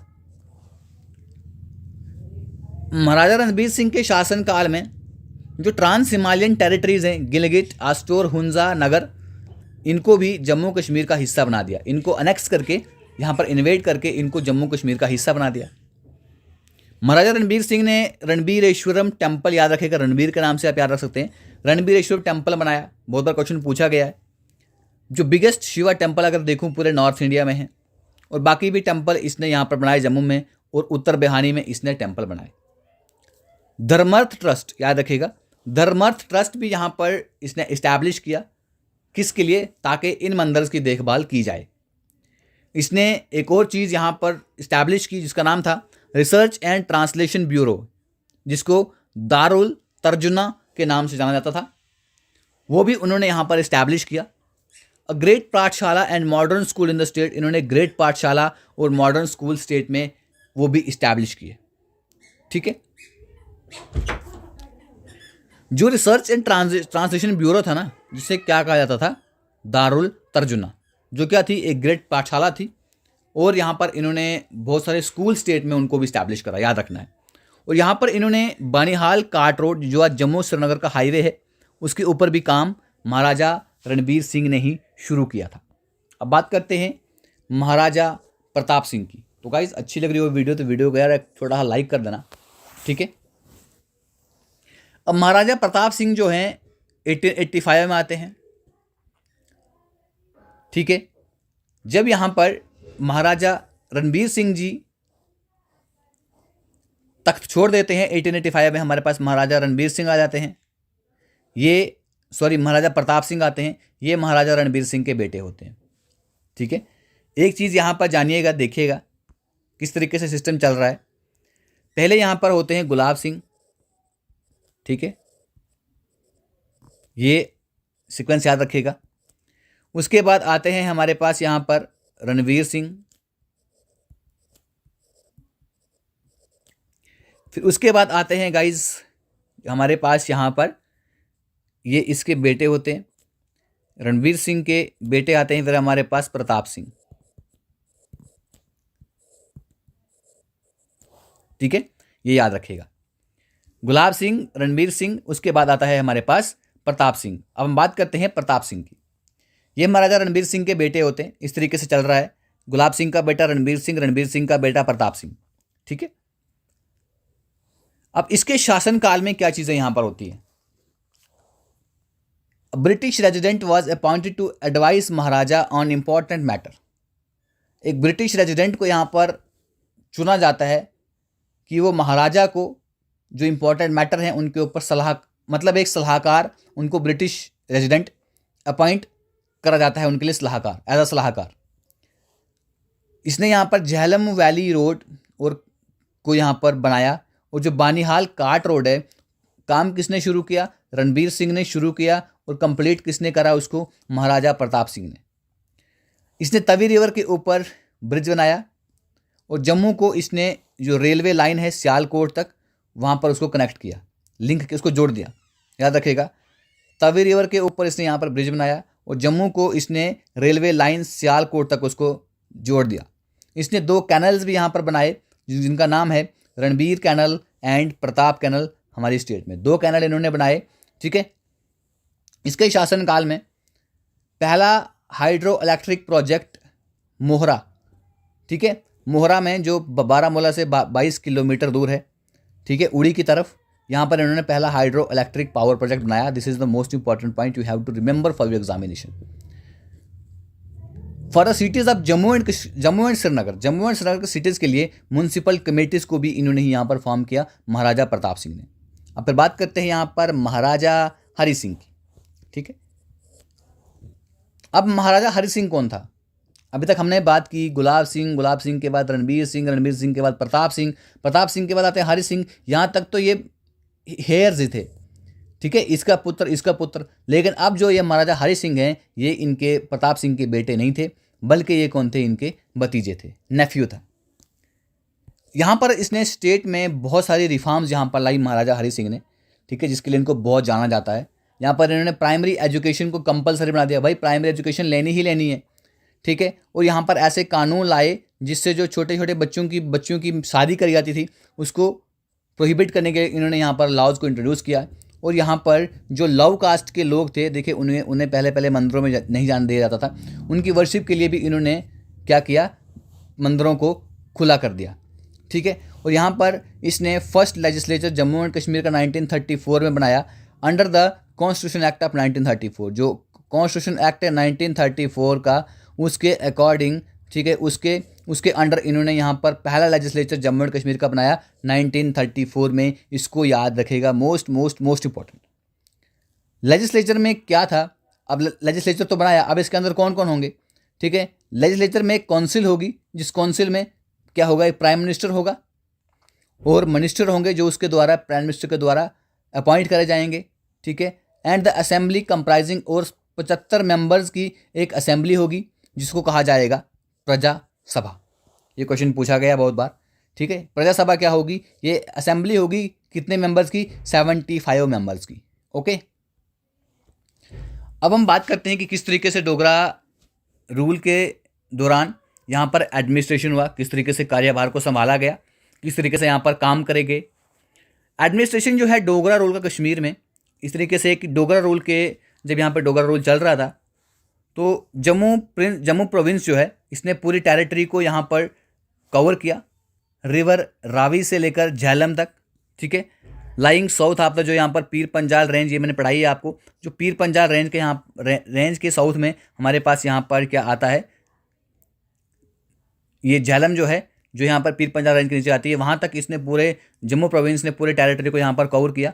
यहाँ पर पूरा डुग्गर रीजन यहाँ पर आता है विद यहाँ पर जो मीरपुर एरिया है इसको भी यहाँ पर इन्होंने कवर किया। जो वेस्टर्न पंजाबी जो स्पीकिंग जो वेस्ट जो पंजाब में जो वेस्ट वाला एरिया है ना, ठीक है, वहाँ तक मीरपुर तक इसने क्या किया, अपने शासनकाल में डोगराज ने वहाँ तक अपने प्रोविंस को इन्होंने फैला दिया, इतने एरिया को कवर कर दिया। और कश्मीर प्रोविंस, कश्मीर में पूरी कश्मीर वैली और जो मुजफ्फराबाद की वेस्टर्न डिस्ट्रिक्ट है, ठीक है, वहाँ तक इन्होंने अपने कश्मीर प्रोविंस को फैला दिया।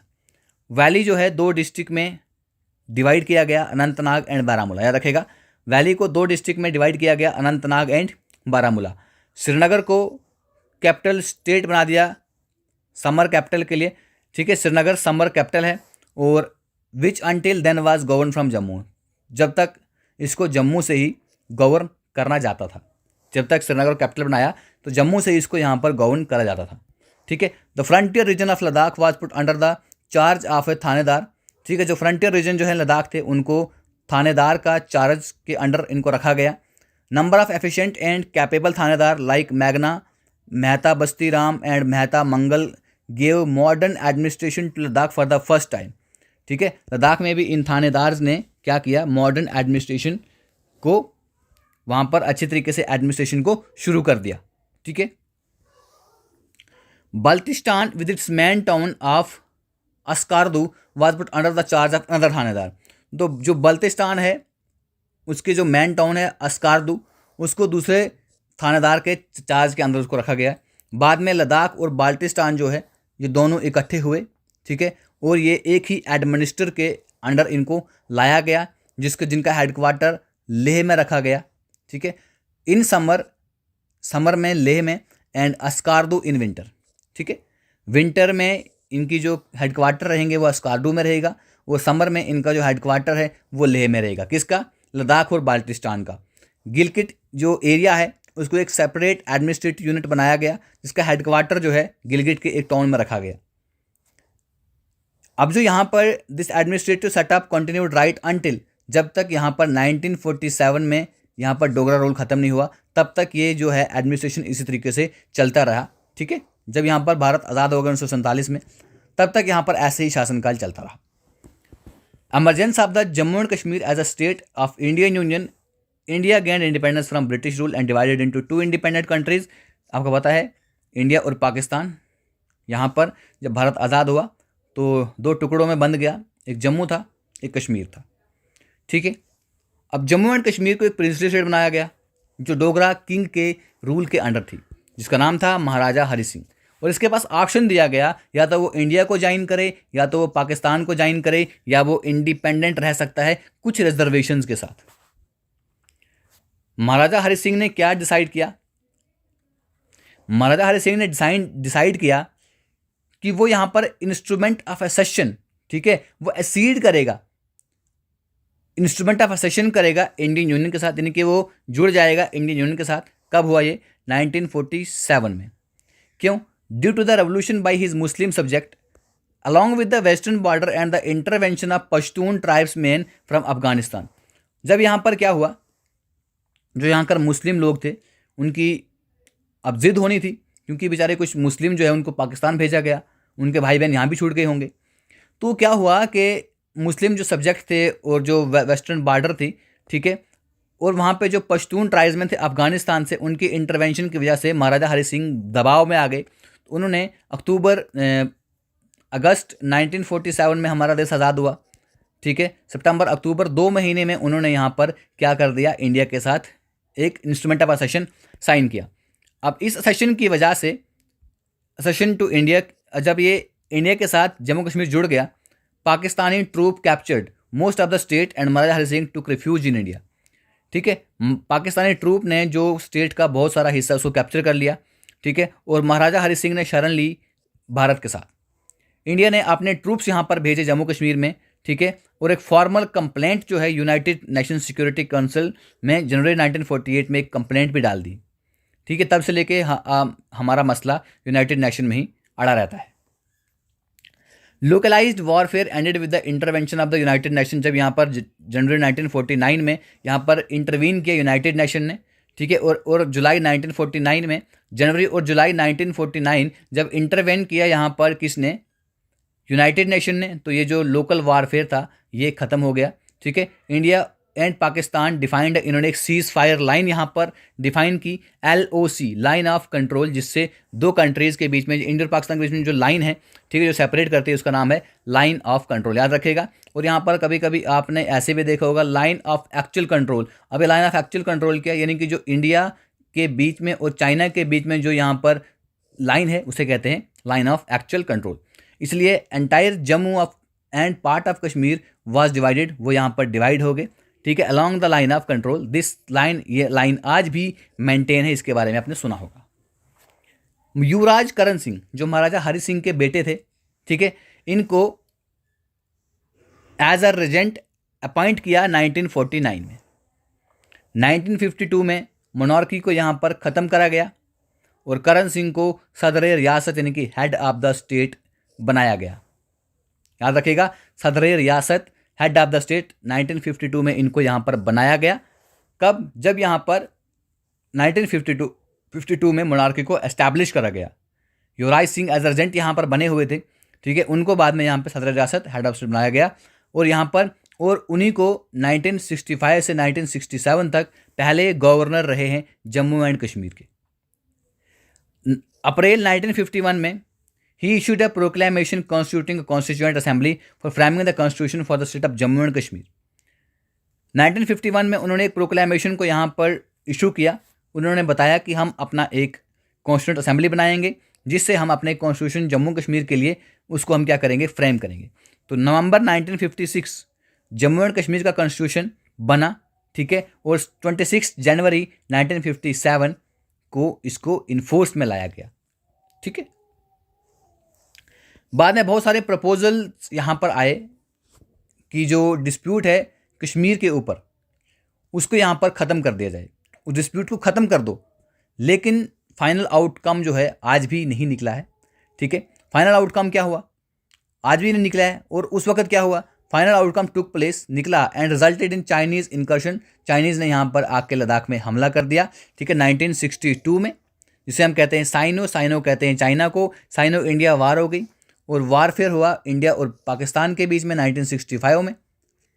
This warfare was ended by signing the Tashkent agreement. और 1966 में ताशकंद में एक एग्रीमेंट हुआ। ठीक है, उसके बारे में आगे देखेंगे। अगेन इन 1971 फिर से इंडिया पाकिस्तान में एक जंग होती है।